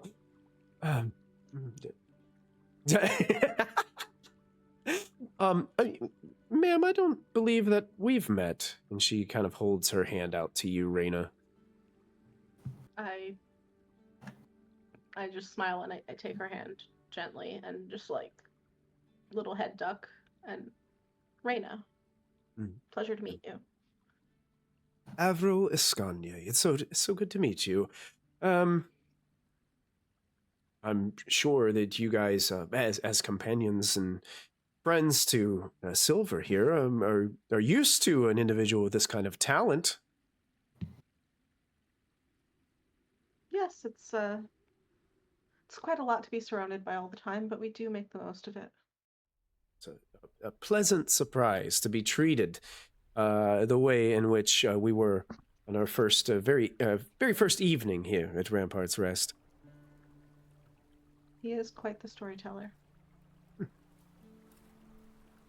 What talents do you have, Miss Reyna? You can't lose me in a crowd. Just points to her horns that are like she's very tall. Yes. She instantly smiles. Like you get the insight says like she didn't want to be disrespectful by pointing out like you're the only tiefling that she's seen the whole time she's been here. But you see that spark of recognition and it gets your joke. It's like yes, I am. You have a tendency to stick out. I will not lie, but It's all right. I'm obviously aware, and I appreciate your tact, but sometimes I find it easier to just call a spade a spade. I'll be honest with you, most of the time I stick out in the places that I go as well. I guess someone of your... what I'm assuming is your level in society could stand out fairly often while traveling. Indeed.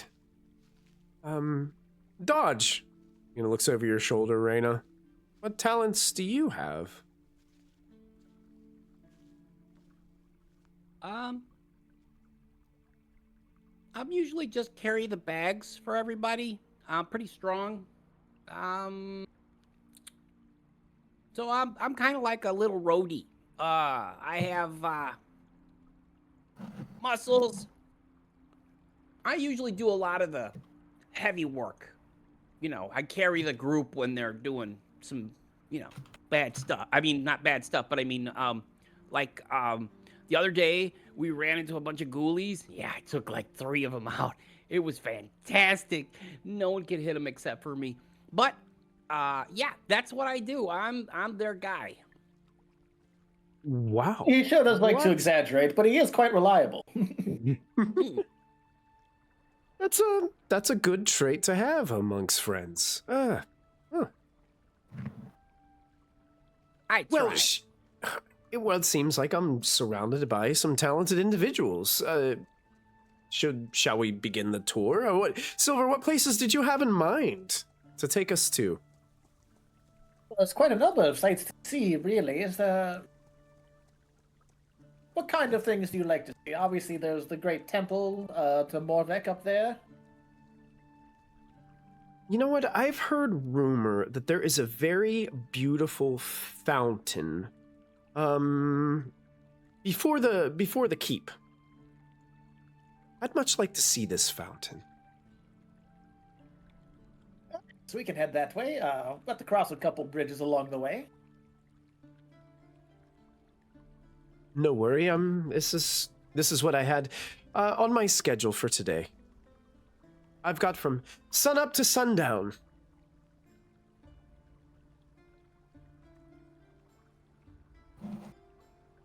Do we know what fountain she's talking about? I can see it on the... Yeah, there is a fountain that is like a little... kind of leads... It's like an entry... It's a fountain that has a couple of benches around it, and... I'll be honest, like, to you guys, it really isn't anything that special. Kind of a fountain. Yeah, just a fountain that, the family probably thought was really nice, maybe dedicated it to one of the members of the family when they built it, and that's pretty much it. That's pretty much all you guys know.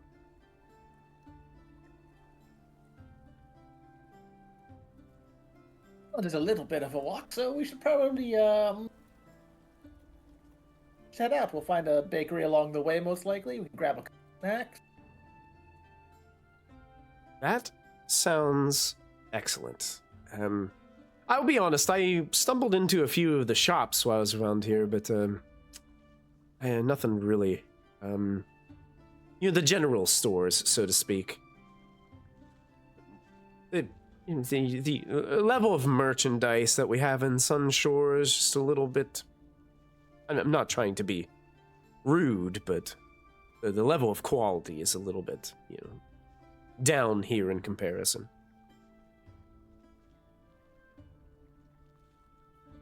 Well, supplies are a bit harder to get here than in the big city. Yeah, that's a good point. Very valid. Oswald, you ready? We've got a lot of walking to do today. Hey, talking about getting some snacks, I'm all in.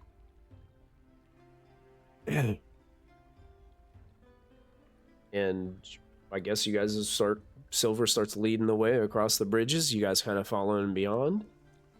I'm going to switch us over to our other group as you guys are making your way across the bridge. Oh, that's not good. We're gonna pass by the building and not know anything's wrong. Yeah, I have absolutely no clue what's going on. And here we have a collapsed building. Never mind the fighting you hear underneath it. Don't worry about that. It's fine. Nothing to see here. Move along. Okay. I'm going to All right. put This is some not things on the good. map here really quick, and then we're going to roll some initiative. Oh boy. All right. Not the dreaded I word.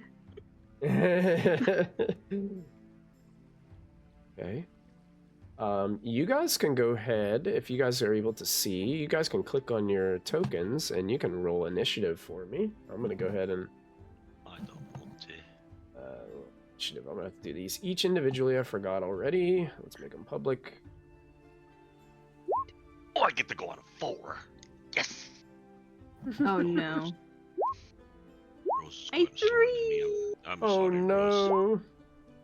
Hey, I actually rolled a 15. Look at that. Nice. There you go. Rose and I are going in the middle of next week. Yeah. Are we all doing initiative? No, I think it's just us with the It's us. thinkies. Just you guys for right now. I'm going to go ahead and put a little bit of some battle music on. Hold on, I gotta roll for the spider. Oh yeah. Any of your... I can't remember which ones these are. Just don't keep the. There you go, yeah. Let's just do a proficiency battle track. Throwback track. Okay. Dodge. Why are you on the initiative order? I am? You are for some reason. It's weird. I don't Dodge is number 1 I'm on my everywhere. initiative I don't order. see him on there. I don't I'm see him everywhere. on I there. don't If see you him. look at the But I stream, didn't you'll see roll him. for initiative. That's weird. Weird. He sure is there on the street. He's up there at number 17. Yeah. Yeah, you Way to rolled a go. 17. Hard to miss this guy. There are swarms of rats coming out of this hole in the wall. Come do the heavy And- lifting, Dodge. Yeah, Rat. reorder the initiative. Oh. Okay. There we go. Oh, sorry about that. That was weird. I already did that once. That was weird. Okay. Yeah, but Sero. Dodge clearly messed it all up. No. Here we go. We got everybody on there, I think, that we need. Sero, you go first. There are swarms of rats. Now, they look a little bit larger than normal rats, but they're not like the size of the dog Knox or anything like that. So, Yeah. So these are New York City sewer rats? yeah, definitely. Okay. And there's a whole Just so I mob need of to know. them. It's like somebody Great, just which means they're gonna. Each somebody one of them just has opened 4 the subway kids. door and they're pouring out. It's like- As long as they didn't bring their turtle kids, we're okay. I don't want to kill. I don't want to hurt Splinter. But he's got to die. Alright. So we're Sarah's gonna look down at his spider and just say, You need to go out and find the others. And then I'm going to 5, 10, 15. Oh, charge boy. into the middle. Oh boy. Oh, you're Right. surrounded by rats, Sero. Yep. Rats. And Everywhere. I need all of them to make a Constitution saving throw. Oh, boy. Okay. Nice. Rat Let's do swarm it. number 1 is going to make a Constitution saving throw. Word of Radiance. A 9 for number 1. Fails. Number 2 is going to roll a 12. Fails. Number 3 rolls an 18. Saves. And one last one is going to roll a 3. Fail. Okay, so the ones that failed all take 3 points of radiant damage. 3 points of radiant damage. Very good. Let me double check something, make sure. Yeah. Radiant damage. They don't like that. 3 points to number 1, number 2, or 4. And what are you doing? What was this spell you just cast? This is Word Word of of- Radiance. What word and how's this look, Sero? So I'm still working on my concept for Sero's holy symbol, but what I'm leaning towards with it, given the deity Serethis, is the holy symbol is going to be essentially light on one side, dark on the other. Mm-hmm. So for this specific spell, I picture is Sero picks it up and holds it and just starts spinning it. And as it starts to Ooh. rotate faster in his hand, that side of the holy emblem that represents light flashes brightly as Sweet. Sero calls out in Undercommon for the word for light. Excellent. Yeah, and with that shining light, you can see it has a very immense effect on some of these rats as they just like screech and skitter back a little bit, but they are a massive crowd of rats here. Yep. And your turn? And my turn. All right, rat swarm number 2. I will roll to see what they do. 1 or 2 is just going to focus on you, Sero. 3 or 4, they are going to skitter over towards Harruk and Rose. That is a 1. They're going to stay on you, Sero. So basically, these rats just rebound from being swarmed and engulfed by this radiant energy. They are just going to try to bite you. So here comes a bite attack against you, Sero. A 13 to hit. I don't think it's going to hit you. That'll miss. Miss. Yeah, so they're just like trying to bite your leg and thighs. They're just leaping off of each other's backs to try to get to you, Sero.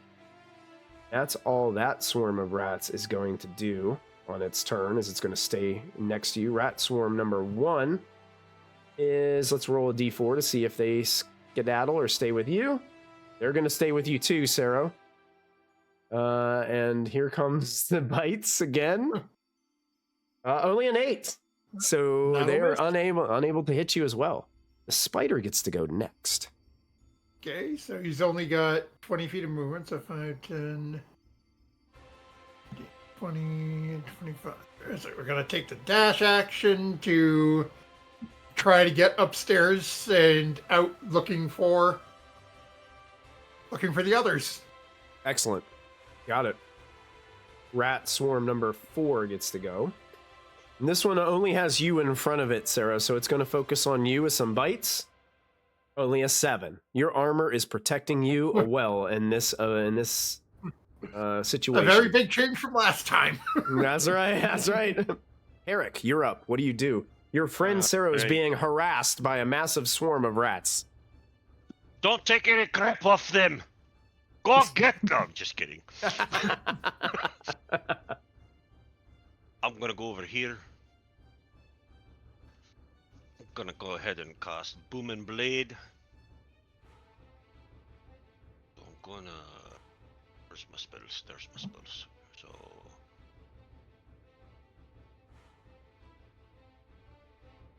That come up. It did not? Why did it not come up? Hang on a second here. There we go. There we go. Alright, Booming so... blade. Yeah. Alright, so... It did not register damage. No, It's- roll your melee attack. Oh, roll my, We keep I gotta doing roll this- my normal attack. That's Yeah. right, never mind. Yeah, we you gotta keep roll doing your- it wrong and Forgot. rolling the spell Sorry. separate. Yep. So sorry. Alright. A 13. So does a 13 hit? A 13 does hit. Alright, so the spirits of the dwarven warriors within my hatchet, my axe head, have surrounded this swarm of rats with a cacophony of thunder, and as I move away, they may try to take a attack of opportunity if they wish, and I'm going to move back Okay. over here Okay. and protect Rose from They'll- them. I will say this too. You do notice that when you slam your axe, you do hit a couple of the rats and like cut them in half. Right. When you slam down on it, but it's hard because like they skitter away when you're like slamming down with your axe. So you think you Right. only probably done like half the damage. They are resistant to your slashing damage. Alright, but they're still going to take thunder damage if they move more than 5 feet or 5 feet. Correct. Mm-hmm. So, And it does look like you've as you guys with the bright flash of light from Sero and your axe, it looks like you've diminished this small group of rats to almost half of their number. oh, was this the one you attacked, Sarah? I didn't realize that. Okay. That's Sero cool. attacked a I hit bunch all of them. four. Yeah, he had I all hit four all of them. four. You did, that's right, that's right. Okay. Yeah. They are going Alright. to make an opportunity attack against you, and they That's roll a fine, go right ahead. 15 to hit you. It's not going to do no good for them. No, the shield No. blocks. Excellent. In fact, I dropped the shield on one of their heads as he tries to bite me. Squish it onto the ground. Right. And that will end Harruk's turn. Bring us That to is gonna Rose. end my turn. What would you like to do, Rose? Rose is going to move slightly further into the area, but still kind of staying next to Harruk. Yes, Mhm. stay behind me, girl. I've got you. They're good. Because I don't feel like I really could see anything from where I was at. I could hear all the chaos. Right. Mm. And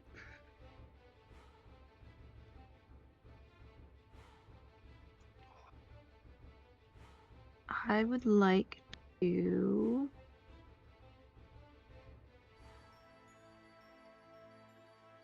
how does this work?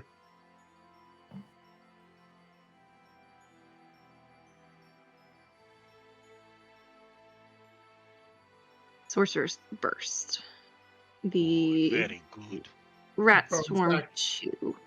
Sorcerer's Burst to Rat Swarm 2. You got it. Does it make a saving Can you- throw, or do you shoot an attack at it? I think it's an attack on your part, I believe. It is an attack, and can I do acid damage, please? Acid damage, of course. Oh, a 17 is 17? definitely going to hit for acid damage. On. You go, girl. Oh, ouch. Oh, 6 That points is great. of acid damage. There are just a few rats left in this little swarm. As you've just melted some away, you hear the screeching of them as they just dissolve. Ugh. Nice Creepy. job, Gary. Nice job, lassie. She like reaches over to try and high five him and be like, that was good, but let's not get too ahead of ourselves. Well, Would you like to use any more movement or any bonus action features before we move on? No, I think that's it for now. Okay. Still trying to finish remember up- what we did for the level up. Oh, sure. we finish up with the Rat Swarm 3. It's just going to focus as they're just rats, and they've got Sero standing right here next to them, so they're just going to try to bite Sero for a natural 20 critical hit. Oh no, that's not Ouch. good. Ow! 14 points of piercing damage. Sero, you're standing there. You're like getting super excited because you just saw Rose like blast these rats with acid, and then you turn around and a bunch of rats just jump onto your chest and just start gnawing on you.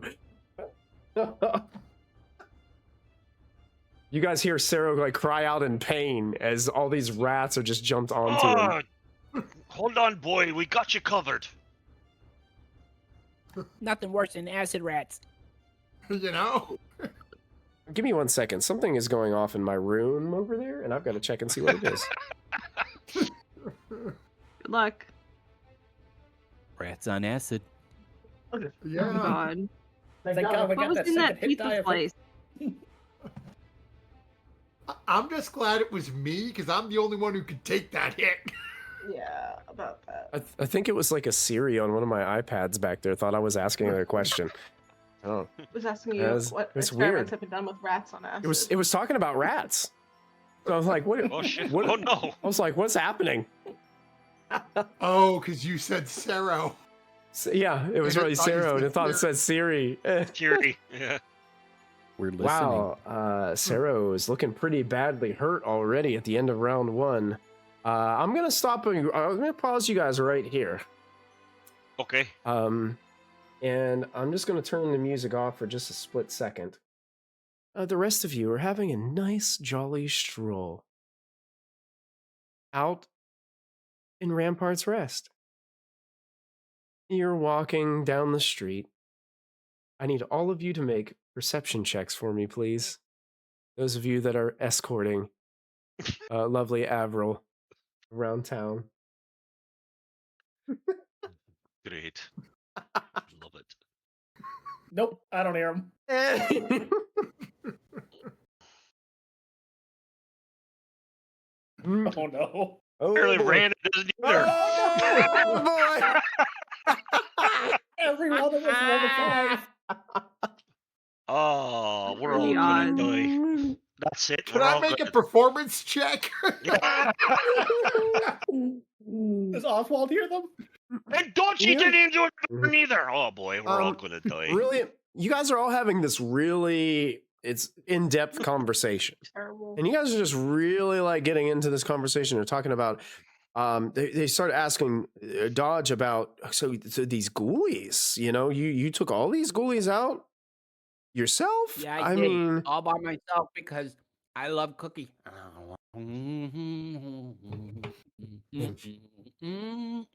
You hear that? where did I don't hear that. You hear that? Oswald's like, Oswald looks at you, Silver, and is like, we haven't even stopped any place to get any food yet. Where did he get the cookies? I don't know how he does it Oh, either. he pulls them out of his pocket. He's got And- pocket bacon. While this is happening, we He has pockets, flash. but you look we at him, f- and those cookies don't fit in his pocket. While you guys are talking don't about get it. cookies, we flash to an image of Sero screaming with all these rats on him. And we go in and we go into round 2 of the combat. Sero, what do you do in this situation? Oh, Scream louder. I want to say scream louder, but that really bloody hurt. So I'm gonna reach out and say, "Sarah, save me!" And cast healing words, cure wounds on myself. Oh, cure wounds on yourself for 12 hit points restored. You feel much better now, Sero. Wow.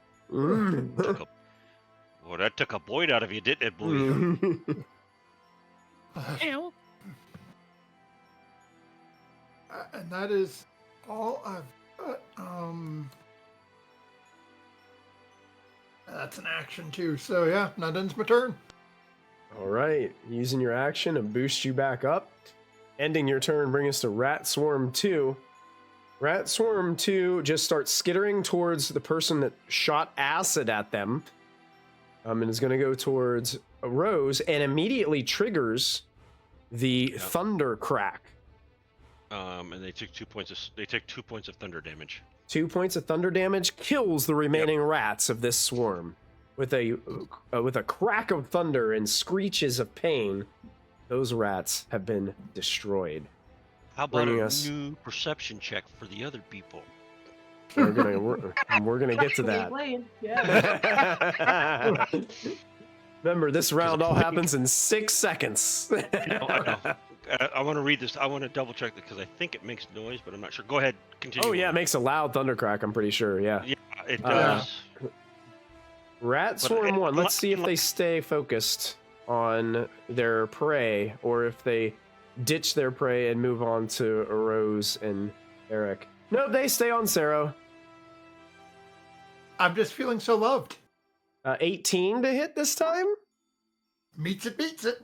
And you take 4 points of piercing as more rats continue to bite into your flesh, Sero. Yes. All right. We have found a new phobia for Sero. Believe it or not, Booming Blade does not make a It doesn't make a thunder crack? Yeah, it does. Yeah, I was thinking the same thing, but it does I not. thought it did. Okay. I thought it did too. Like thunderclap, 30 feet of the cantrip thunderclap does 30 feet or whatever it is. Yeah. Right. Booming Blade does not have that. Doesn't have an audible. Okay. All right. Yeah. Okay. I was kind of hoping, but they don't. All right. It is the spider's turn. Grave here, boys. Okay, so basically it will use 10 feet of its movement to get out of the basement. Right. And then dashing it would have another 30 feet. Can it get out the door, back out onto the street? Yes. And that's what it does. Runs out to the street. Okay. And immediately pops in and is going to start looking around. Because I told it to find the others. Excellent. Yeah, we'll get back to what it sees at the end of this combat round. All right. Rat Swarm number 4 still has Sero in front of it, so it's going to bite Sero with a natural 1. Does not have any success whatsoever. Bring us to Harruk's turn. All right, I'm gonna move up here. Which one is this one? This is the number 1. The one without the number is the number 1. Is that what I'm going to assume? Yeah, it is. So. Yeah, it is number 1. It's being hidden by the R on the other rat swarm. That's all right. I'm gonna go ahead and cast Booming Blade again.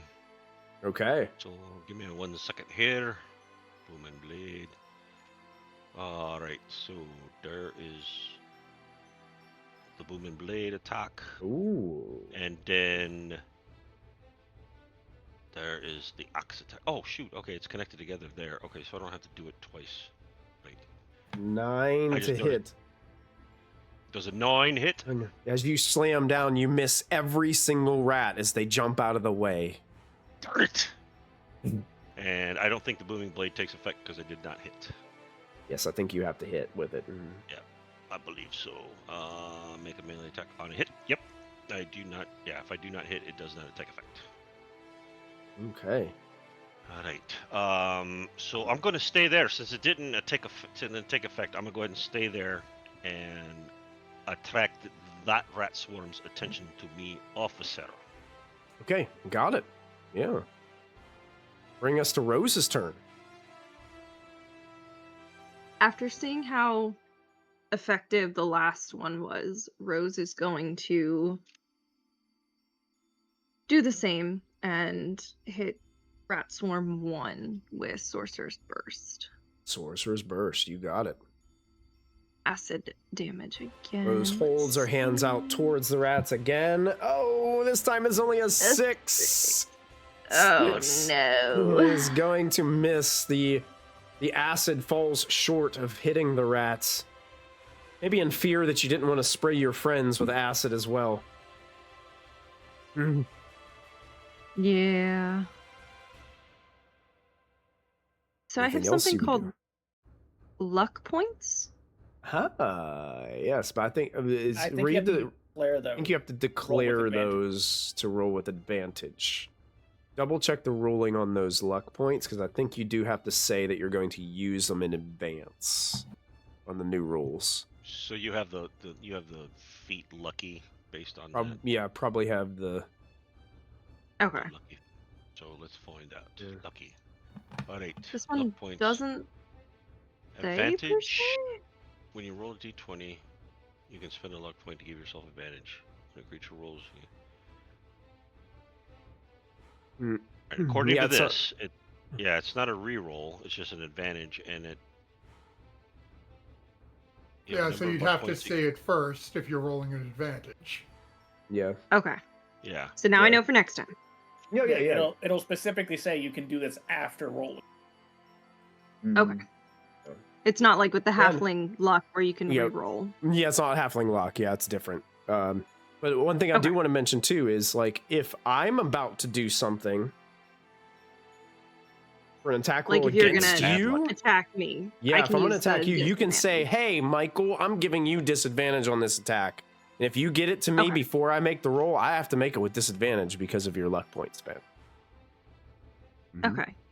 Yeah. And does that same kind of declaring ahead of time apply to Font of Magic with the like sorcery points?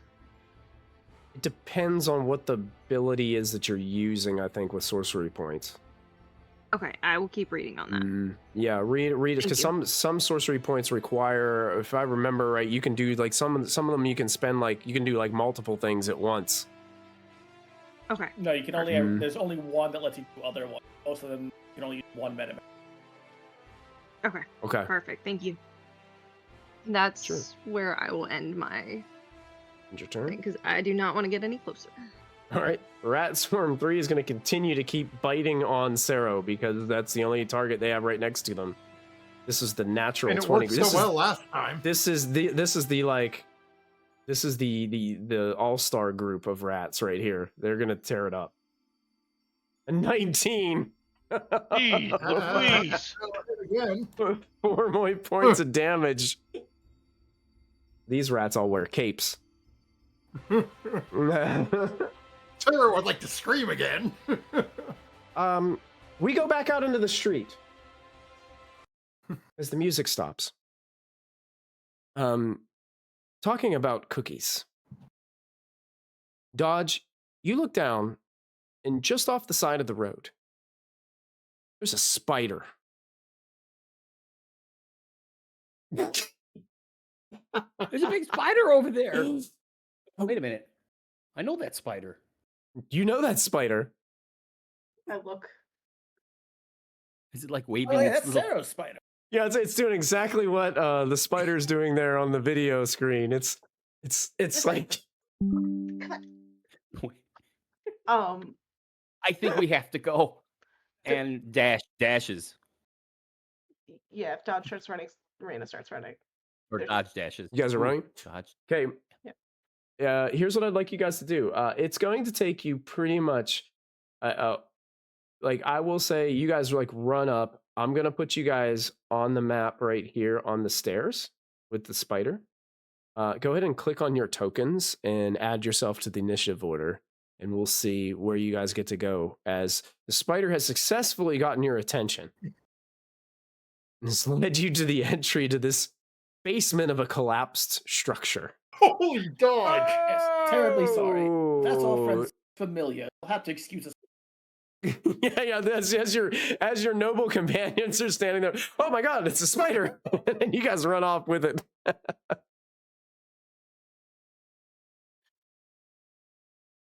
Funny.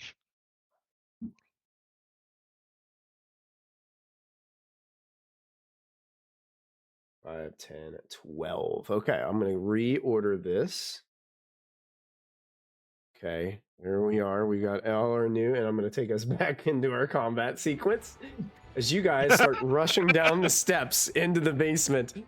Dodge, you hear a lot of commotion going on from what looks to be another area of this basement beyond. What would you like to do?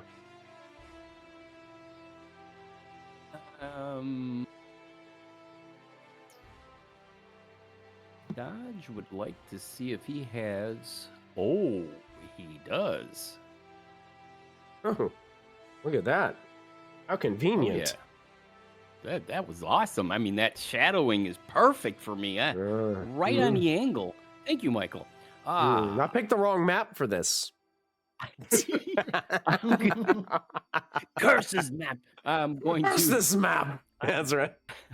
We split the party wrong. I quick throw my bow. Oh my God! Look, the people. Oh, they need help.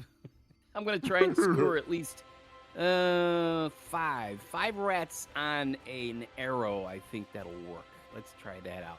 Now, since they're within 5 feet, it also gets the sneak attack.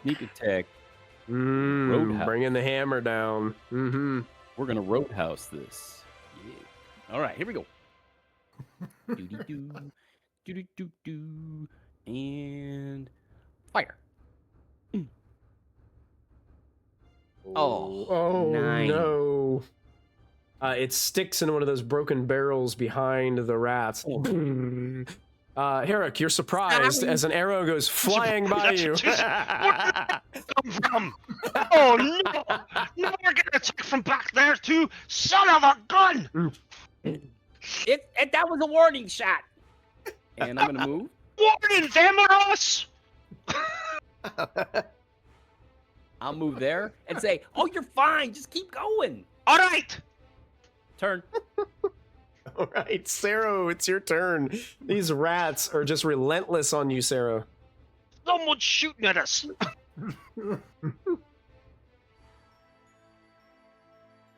Sarah's going to sort of glance over his shoulder to see seeing Dodge come charging in, being like,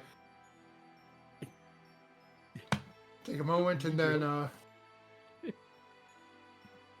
I'm going to need a Constitution save from my remaining 3 little rat groupies here. Dang. They're all fans of you, Sero. Constitution from Rat Swarm 1 is only a 12. Fail. The next one, I believe, is 3. Is going to be an 18. Saves. And 4 is a 16. Saves. So Rat Swarm 1 will take 2 radiant damage. 2 radiant damage as a few more screech and die with the immense brightness of that light. And that'll end my turn. End his turn to bring us to Rat Swarm 1 is going to focus on Harruk, as Harruk has been trying to attack them. So some bites coming to Harruk. Bring it Natural on, boys. 20 for a 22. Oh. Harruk, that's 11 points of piercing damage as these rats, afraid of that light now, just charge up you and start scratching and biting at your flesh. Any gap in your armor is unsafe against these rats. Well, I'm bloodied. I can just barely see that. Just Okay. barely see what. I'll cast Silvery Barbs. Do you have to be? Are you within range? Is it 60 feet, Silvery Barbs? Is that right? Oh, 55 feet. Nice. I will re-roll those bites. Here we go. 12. Nope. Not gonna do it. Nope. Mhm. Sorry. Can I give So myself sorry. advantage? Oh, I can't. Give myself. You got a round of applause, Silver. Look at that. Well done. You can't give yourself advantage? I can't. You can? Okay. Yes, it says you can choose your. Okay. So you're going to give yourself advantage on your next... Yeah, on his turn. That's Of course. a good Excellent. idea. Yeah, Right that's a now. good idea. So that ends Rat Swarm 1's turn. Silver, that does bring us to your turn. I'm gonna move forward a bit for a better look. Oh, there's Be even careful. more rats. You carefully step over the spider down the steps. I'm gonna cast True Strike at Rat Swarm number.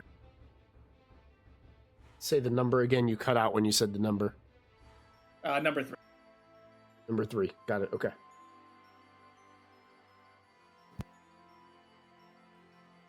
Is that a saving throw? No. No, but I rolled a 1 and a 2, so it did it. Oh, no. 1 and a 2. So that was your crossbow, right? Yes. So crossbow bolt goes flying into the room. Another one narrowly missing Sero as it rattles into the corner of the room off the stone. Harruk, I think you're right. They're trying to kill us. We're still doing our friends. Doing our Well, at best. least acquaintances anyway. Anything else, Silvyr? I'll get just a little. No, I'm just gonna get a little closer. Shit, no, man. Raina, that brings us to your turn. Raina is just full panic mode because they separated and now her sister's in trouble. So I'll never let you out of my sight again. here, I can just get to the steps if I go my full movement. And I look and I just see these swarms of rats, and I'm just gonna go.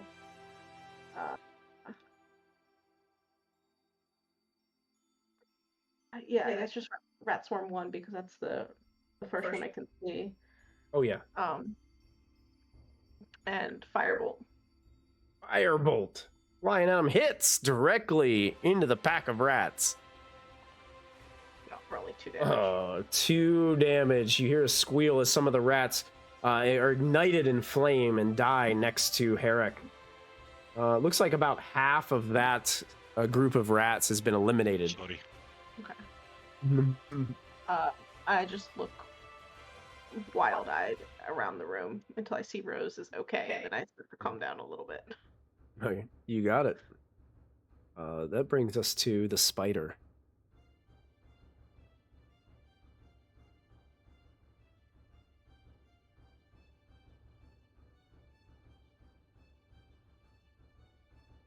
If you're talking, I can't hear you, man. Sorry. Oh, yeah, yeah. Thank you. I just action dash, heading back. Okay, you got it. Trying to help out Sero, but can't get all the way there yet. Rat Swarm 4 is still in front of you, Sero, and still biting you. 16 to hit. Will not hit. And will not break through the armor. Harruk, what do you do about your situation? I'm going to hit this guy again. Go for it. Gonna cast a blooming blade. So Did you say booming blade or blooming blade? blooming the flowers. That's right. Oh, batter it and fry it. That's like all I could think about was a blooming onion. An 8's gonna miss. An 8's. Oh wait, no, there we go. Wait, hang on. There's an 8 on the first one. Oh, wait a minute. Okay, I see what I Rolled did. twice. No, I it think rolled once for the booming blade attack and once for a regular hand axe attack. It did. Weird. Okay, that's kind of weird. You want me to re-roll to make it fair? Yeah, well, no. You cast booming blade, so we're gonna take the booming blade one, which is a 22, which hits. The slashing damage is going to be reduced because they Just are to 1 resistant. point, yeah. Yep. Oh, So that's you fine. would do 1 there of slashing. All right, and I'm gonna And it will drop take- back to here. And I'll get mark in it with between thunder. them and Rose, Mm-hmm. and they may take a opportunity attack if they wish. In which they will only a 10. I They're don't think it's going. miss. They will Nope, miss they're you. going to miss. All right. And that will end Harruk's And- turn. That would be my turn. Correct. Right. Rose, back to you. If I unmute myself. Rose is going to move to the other side of Harruk, but still staying far enough back. And she's going to Sorcerer's Burst Rat Swarm 1 again. Being Okay. frustrated that she missed last time, she it's like, I'm getting you out of my direct line. All right. acid damage, hopefully. Oh, 21 definitely hits. So roll damage. Oh, 7.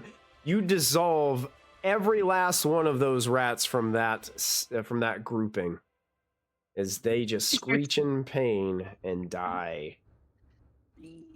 Trying to decide if she should cover her ears from the screech or jump up and down because she got them and is and helping reduce the damage Sero's taking. So she's like, good job. Anything else that you're doing on your turn? that will be it. Right. Rat Swarm 3. Let me make a roll for them to see if they... we'll do 1 or 2 Sero. I'm going to roll D6 this time. 1 or 2 Sero. 3 or 4 Rose. 5 or 6. Actually, you know what? Let me roll I'll do, 1 or 2 Sero. 3, 4, 5. Here we go. That's the Harruk. Oh. So they're going to... Sero, they're going to leave your threat range. Jeez. If you have a means of making an attack of opportunity... that I do, and I do not like them, so I am going to swing at them. Have at you. Yeah, that hits. That's a nat 20. That is a nat 20. Why didn't it come up green? Let's go. Yeah, I don't know why ours don't. Yeah, I don't know why. Yeah, why doesn't the heroes rolls come up green when you roll a natural 20? But it still does the crit damage. Okay. So I'm only holding it one-handed, so and that's 13 10 for the initial damage, and then 3 for the critical, so 13 bludgeoning damage. Wow, 13. Unfortunately, you do smash some of them. Unfortunately, they are resistant to bludgeoning damage because they are a swarm. So because they're gonna walk away, so just no, not all of you. Smashes a bunch of the rats. They squeal and flatten onto the stone surface beneath you. And then when they get to Harruk, they're going to go ahead and make bite attacks. They are still just a little bit over halfway, so they're going to make a normal attack roll and miss Harruk. Go on, you. For just a moment, we pan outside. Oswald and Avril are just standing there on the street corner in Rampart's Rest. It's like, well, I mean, we just started this tour and things have gotten very interesting already. I have a feeling this is going to be a really exciting day. I mean, I agree. I still don't know where he got the cookies. And I'm worried about their nutritional value. He's got a boy. And then we instantly flash back into the room where it is Dodge's turn. Dodge is going to move. 15. Right there. And he's going to shoot at Rat Swarm number 3. Swarm 3. Let's see here. It's weird that their health bar isn't showing correctly on the screen. It's showing here we go. On the token. Weird. No, that might be my spiders. Oh, yep. Yep, that's what it is. It's overlapping. Oh, I see what it's doing. Okay. I was doing the same thing, looking like, why does that one have a health bar? I bet you it's because of this. Let me see if it changes. There you go. Now it's on the bottom. 22 is definitely going to hit. Roadhouse. So I will say it is the piercing damage is reduced 4, but the sneak attack damage does the full 5. Mm-hmm. So that is 9 points of damage. Sneak attack's the same type, isn't it? And they are. Yeah, they're vexed. It'll also be reduced. Oh, okay. I thought it was just like a special damage that just went on top of it. I didn't think it's the extra damage that the sneak attack will be reduced. So, but well, okay then. Sorry, it took it away from you. They're still They're vexed. Yep. And honestly, you basically you're firing your arrow, and it just like you got a shish kebab of rats as they go scurrying across the arrow, just like rattles off the ground, rolls in the corner, but it has like 6 or 7 rats like stuck on it. As all the kids say, 6, 7 rats on the. Oh boy. Hey, Keeping it real for the Said kids. I quit. that's for Oh, you. the fun That's for you, campaign while it lasted, YouTube. everybody. That's for you, YouTube. Boost our algorithm. I'm out. 6, 7. Oh yeah, the nice. Guess what I just found in the mouth of Rat 4? Deck of many things. Shall we start playing cards? Let's Anything play else some for you, poker. Don? Or is that your turn? It went back. Actually, I don't know why, but this went back to 15. Hang on one second. Let me fix this. My counter is showing 15 again. It didn't save, and I'm wondering if you're having the same problem. Where we'll talk about it later. Yeah, that is going to be. Let me see my bonus action here.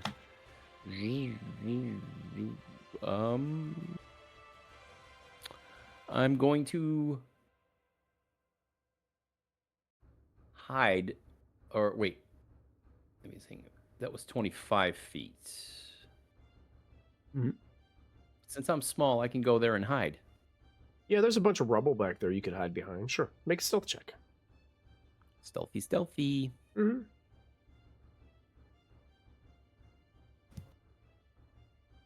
Oh, it's hidden in the piles of wooden rubble. Sarah, Turn. what would you like to do?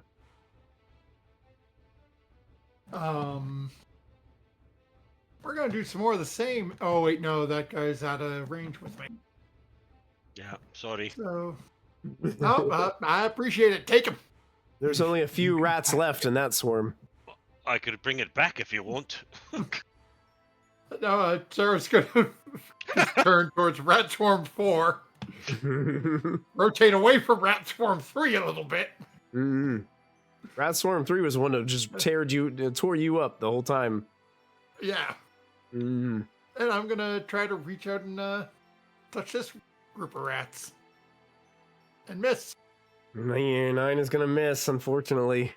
They just skitter out of the way as you try to reach down and grab one. Yep. I'll end my turn. It's Silvyr. What would you like to do? Get in the room, I guess. Rat Swarm 3 has like just a couple left. Rat Swarm Yeah, there's 4 just a got few, yeah. Most of them. Yep. Sarah's dealing with a almost full swarm over there. I'll fire True Strike at number 4 then. True strike at number 4, or go for it. Oh Yeah, I no. just can't roll it.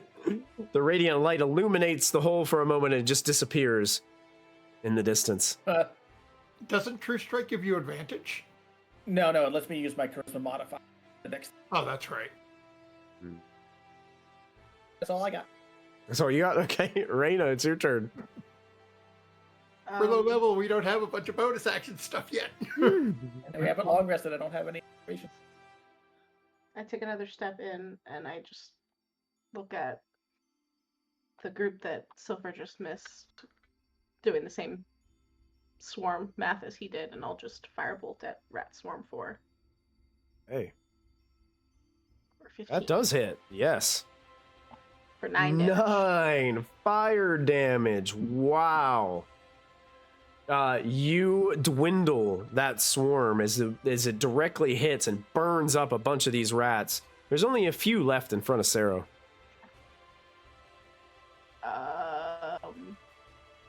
I just look at my friends and go, "What happened?" And that's my turn. I got it. The spider can go. What would the spider like to do? The spider is going to take the help action to assist Harruk in his attempt to deal with these spiders. I mean, these rats.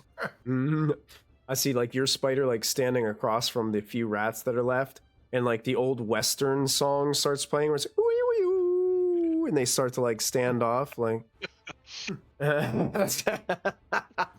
Pops itself up on 2 legs, so it's got multiple sets of arms. The rats just start to back up a little bit. Go ahead. Make my day. Make my day. I love it. Rat Swarm 4 is bloodied, but is still going to try to attack Sero. Now, when they are bloodied, their numbers are dwindled, and it changes their statistics.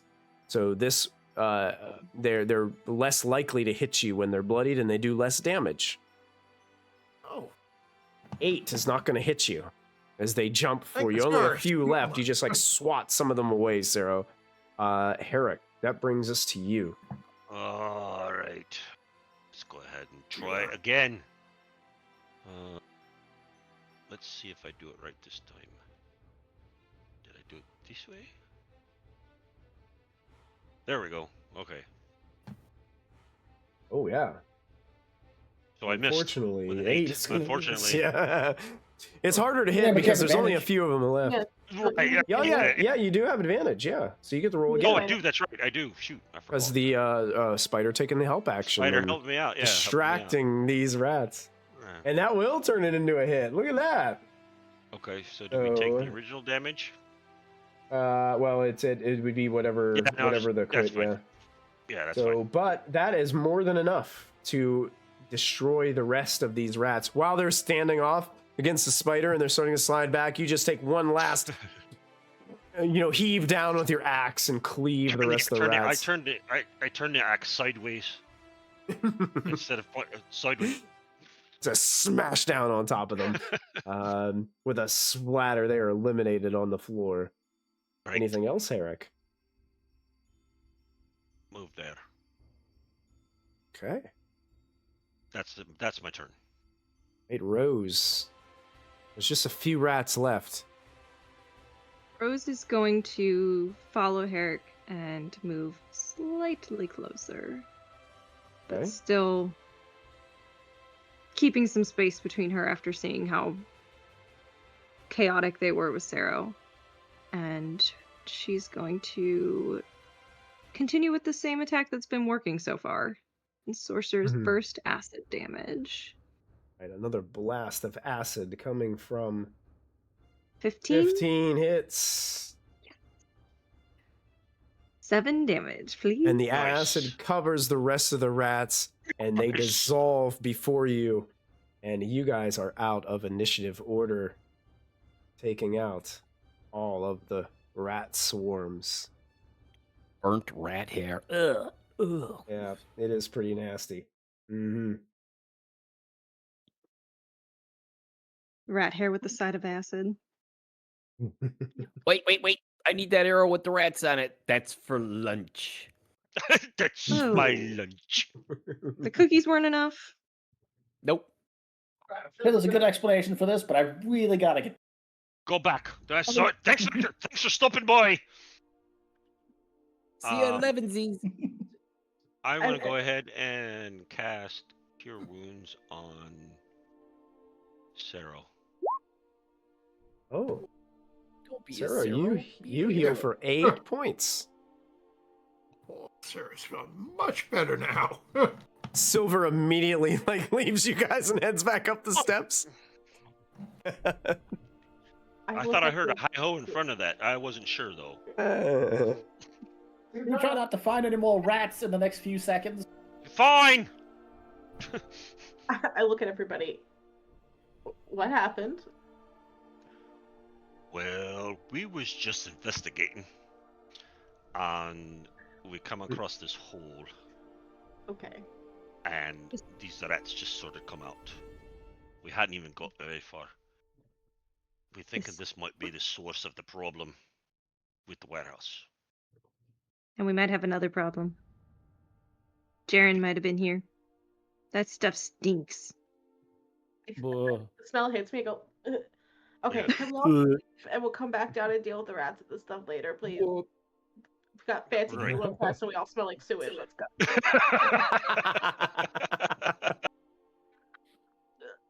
Right. So, a suspect. This hole is not supposed to be here. Yep. This is supposed to be a Rose is war. nodding. Raina is not agreeing with this. And she's like backing Alright. up.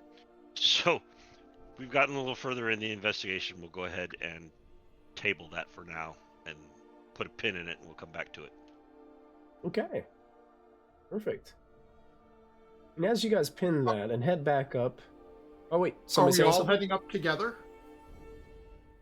Basically, are the rest of us following up after Silvyr towards the nobles? Right, yeah, let's just, we've got this where we are. Let's go ahead and put a pin in it.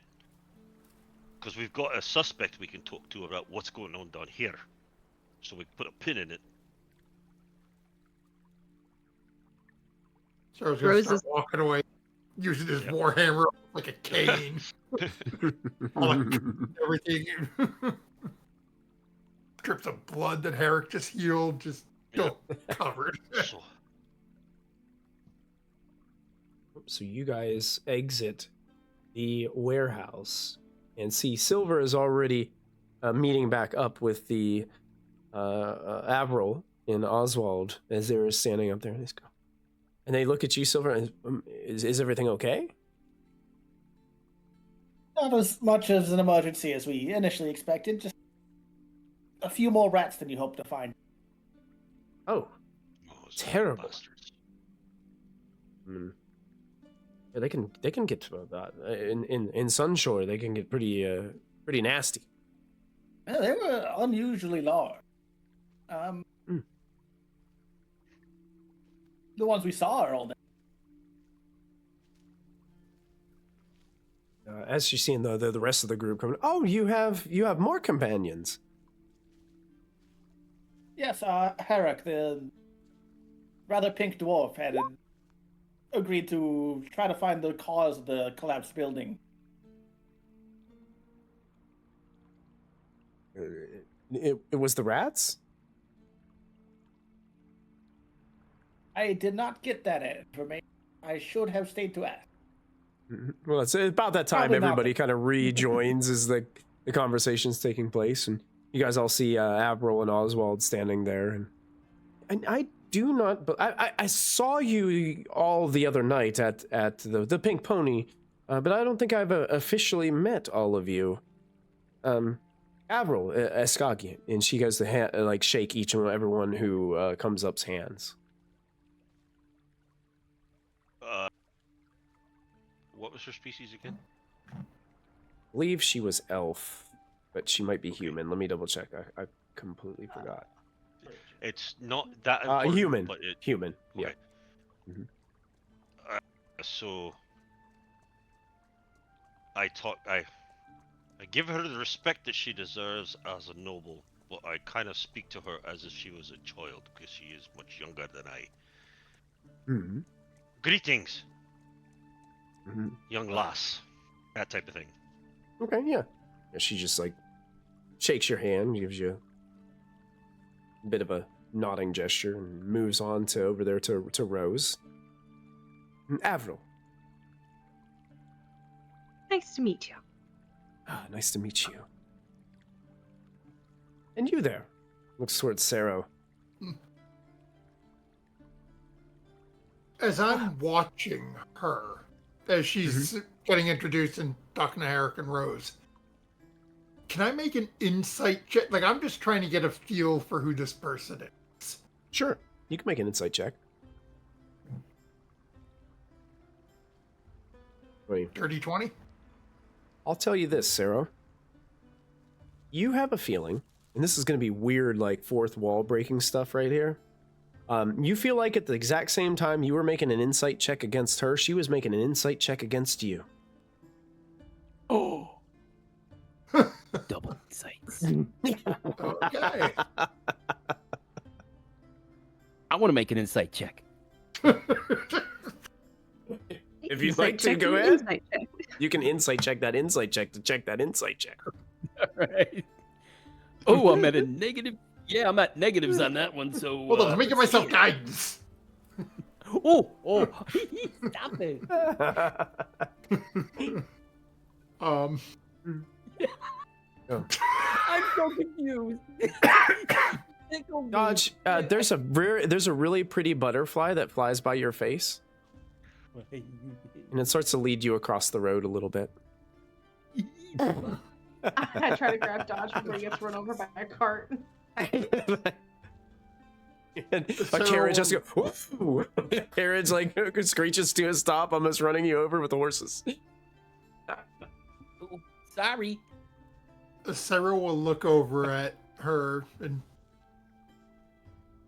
take her hand probably a little firmer than decorum would suggest.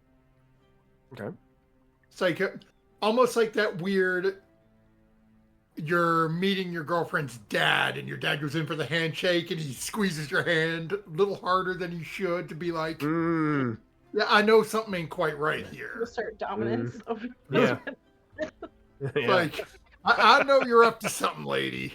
But well, you know, with that little extra squeeze, like you see like a little smirk pop up on her face, Zero, with this. And she goes, Avril Iscogne, as she's shaking your hand. Sarah. Very nice. The Pelican.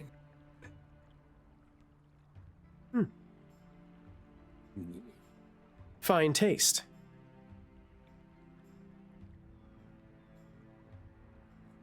An unwanted guest has required my movement to more suitable location.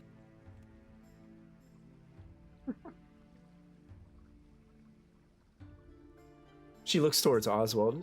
Well, it looks like we have more talented companions to escort us on our tour.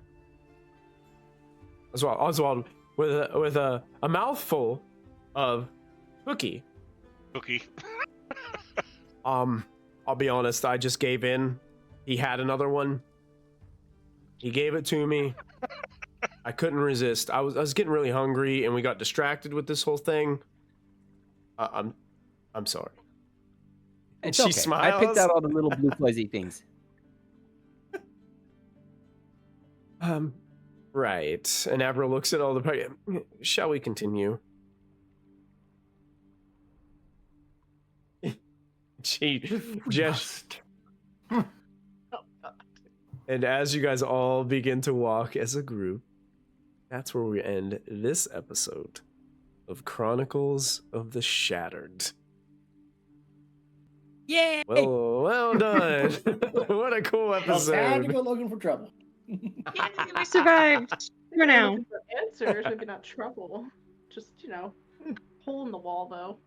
Kind of. Answers usually involve trouble. That was really cool. It was kind of cool. I saw that and it's like, okay, we gotta move. Oh, there's skittering noise. Crap. I was thinking a spider or something, and hey, nope. Armies of rats. Oh, cool. Now you got to explore this collapsed building a little bit. You guys have met for your tour of the town with Avril Iscogne and her personal guard Oswald. So we'll have to see in 2 weeks where this story leads us, as we will be off next Monday. So we'll see how this takes shape as we get back together. When in Rome, we're going on a catacombs tour. We're taking them into the sewers with us. No, that's Paris. That's Paris. That's Paris. Catacombs of Paris. But same thing. When in Rome, do as the French do. Well done, everybody, and thank you to all of our viewers who hung out with us here tonight for our special holiday episode. Thank you guys for hanging out. Thank you for the follows and subscriptions. Happy holidays to everybody. And man, we got some people like we got Tony with a 10 stream streak.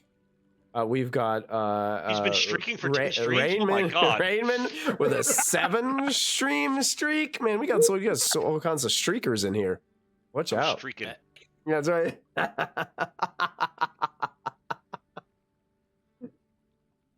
It's been one of those nights, hasn't it? It's been Yeah. a blast, guys. It's been a I mean, you blast. started the episode shaking up a vial of nitroglycerin, so. And drinking it. So yeah. Mm. What I do. Yeah. Nothing. Chaos. Well, Always chaos. we'll continue our No. adventures here in Rampart's Rest in a couple of weeks. Merry Christmas, Happy Holidays to everybody. Those of you Stay that safe were out hanging there. out with us on YouTube, thank you guys for watching. And we will Good see night. you next time. Don't forget to add your proficiency bonus, everybody. Don't See you forget. guys. Merry Christmas.